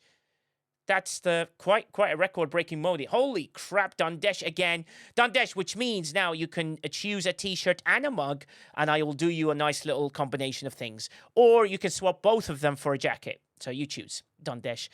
T-shirt and a mug combo, and I'll throw a little freebie. Avenge me, Roar says. Here we go in there, and we're going. Dondesh, you are the winner again. Dondesh, buy a lottery ticket. I mean, I don't know what you do. 6 finishers. Let's go while the hype train is still going. And thank you, Free Swag with Microscape for all. Free Swag, you'll win. 1 minute left on the hype train. 8 subs to get us to finish the level 8. Exclamation point play. Let's go. With your exclamation point play, let's get yourself in there. Let's go. Exclamation point play. Don't miss out. Chance to win. Nicolata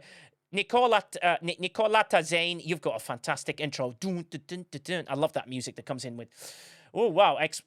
Rocket begins. Exclamation point play. Let's go. Can Dondesh make it 3? 3 wins. MJ Hat, could this miracle happen? Could Dondesh win 3? And then with the hat trick is possible. The hat trick is possible. Celtics, X-Force, exclamation point play. Let's go. Don't miss out. Keep going. Candid Onion's going to say. Crocus Maximus has got himself in there as well. Exclamation point play. 20 seconds left on the hype train. It looks like this will be our last race. 20 seconds left, 8 subs. 20 seconds left on the hype train. 15 seconds to go. Here we go. Thank you very much, people. That's very kind of you to get us to that level. And we can throw some bits in and stuff like that. Here we go. I'm about to press start for our last one, it seems. 4, 3, 2, 1. Bye-bye, hype train. We love you. Unsubbed users in, who's obviously subbed because he couldn't see this because we were in the middle of ads. Pseudo, you're in there. Here we go. Thank you very much for the hype train, ladies and gentlemen. Let's show our last race. A chance to win a t-shirt. Will Dondesh make it a hat trick and turn it into this? No. Not quack. Not quack. You have been registered for non-existent. Here we go. Yikes. Chess. Exclamation point chess. There's no such thing, DOS, because no one plays chess like you and I do, DOS. Our levels are quite high, you know what I mean? Actually, my level's quite low, and there's lots of explosions there. 44-bit by Ostis Valkyrie. Thank you so much for your last bit. That's really kind of you to send it to us. Isaac's in the lead. Isaac's gone way ahead. He's trying to work his way through. Isaac and Sun Freelancer are battling between each other. Someone's got to win this, and someone's going to go behind. Ignacio, you've got yourself a chance here. Devil Doc, you just died. Ignacio, it's got itself a chance. Ignacio's got a chance, and he just got on the roundabout. He's got the wrong way. Isaac's got the right tactic now. Isaac's gone way ahead of Fred and ahead of a few people. Isaac's gone way ahead. Isaac's worked his way through. Isaac's trying to figure out how he's going to get past all these people, and he just fell through the hole. Why did you fall through the hole? Law is ahead. Law, with his degree in law, saying, I am you. Objection, Your Honor. I'm taking the lead. 100 bits by some freelancer. Gives himself a boost. And look at some freelancers taking a huge battle. He's trying to get through. Associo's gone in there. Captain Chris Pike is third. Law is in there. A ball drawn just died. General Hulk, you just got eyes. Kako Temtek, you just died. Well, oh my God. And Free Schwag, you just died. Canadon, you just died. Kelrick just died. I just died. Martok just died. Captain Chris Pike with another 100 bits to send us into a frenzy. Hulk has got a chance here. General Hulk and Captain Chris Pike between 1 and 2. Who's going to win this? Hulk navigate his way through. Avoids the hole. Hulk's got a chance here. Hulk's avoided the bomb. Hulk's gone all the way through. Hulk's going to win this. DOS. No to DOS. No, the crabby person can't win this. The crabby person can't win this. DOS has got a chance to win. Joss is going to win, but then I got out-chessed by John Jones. Then Kevin's gone way past everybody. Kevin's wins. DOS loses. Aha. DOS loses. Pokey smash. DOS got absolutely outmaneuver, and all I gotta say this to you, DOS, check freaking mate. Boom, and Jason V next quote thing that he says that we don't really say it around here. Here we go. Well, Kevins, you are the winner. I know. No, DOS, Kevins, you are the winner. Congratulations. You won a t-shirt from STFCbriefings.com. You know how to find me, Kevins. DM me. Find me on the you should be in our Discord. I hope you are anyway. !point Discord into the chat. Find me on the right hand side. Nigel, click on my name and say hello. I won a t-shirt. Find any t-shirt you want from STFCbriefings.com, and then we will send it to you. Send him a special delivery of special crabs. Yes, well, those are the type of crabs that we don't want to insult people with, and to do stuff that way. What a fantastic stream that was. What an absolute brilliant set of people that brought a lot of great things together. Let's see who we're going to raid, and let's have a look if anybody else is playing STFC. No, that's Star Trek Unknown. A few stuff like that, and that's playing Lego and things like that. I know we should say hi. I know what we should do. Let's send a big raid. Someone famous, an actor, by the way, who I know quite well. Shall I send you to an actor? No, Green Tea's here. Green Tea's online. Let's go to Green Tea. Let's help Green Tea out. I thought that it was someone else. I'm just looking at anybody else that we can help out. Let's go to Green Tea. I think that's right, isn't it, chat? Shall we do Green Tea? That's a nice thing to do, isn't it?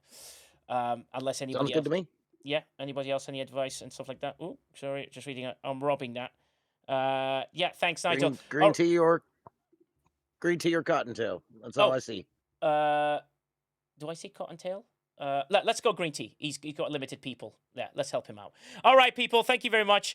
Live long, stay tuned, send him a big message and a lot of love. We love to help our people and send him a really big thing. I appreciate you all and everything like that. Let's send him a big raid and a big thank you to Green Tea. He's one of the loveliest people.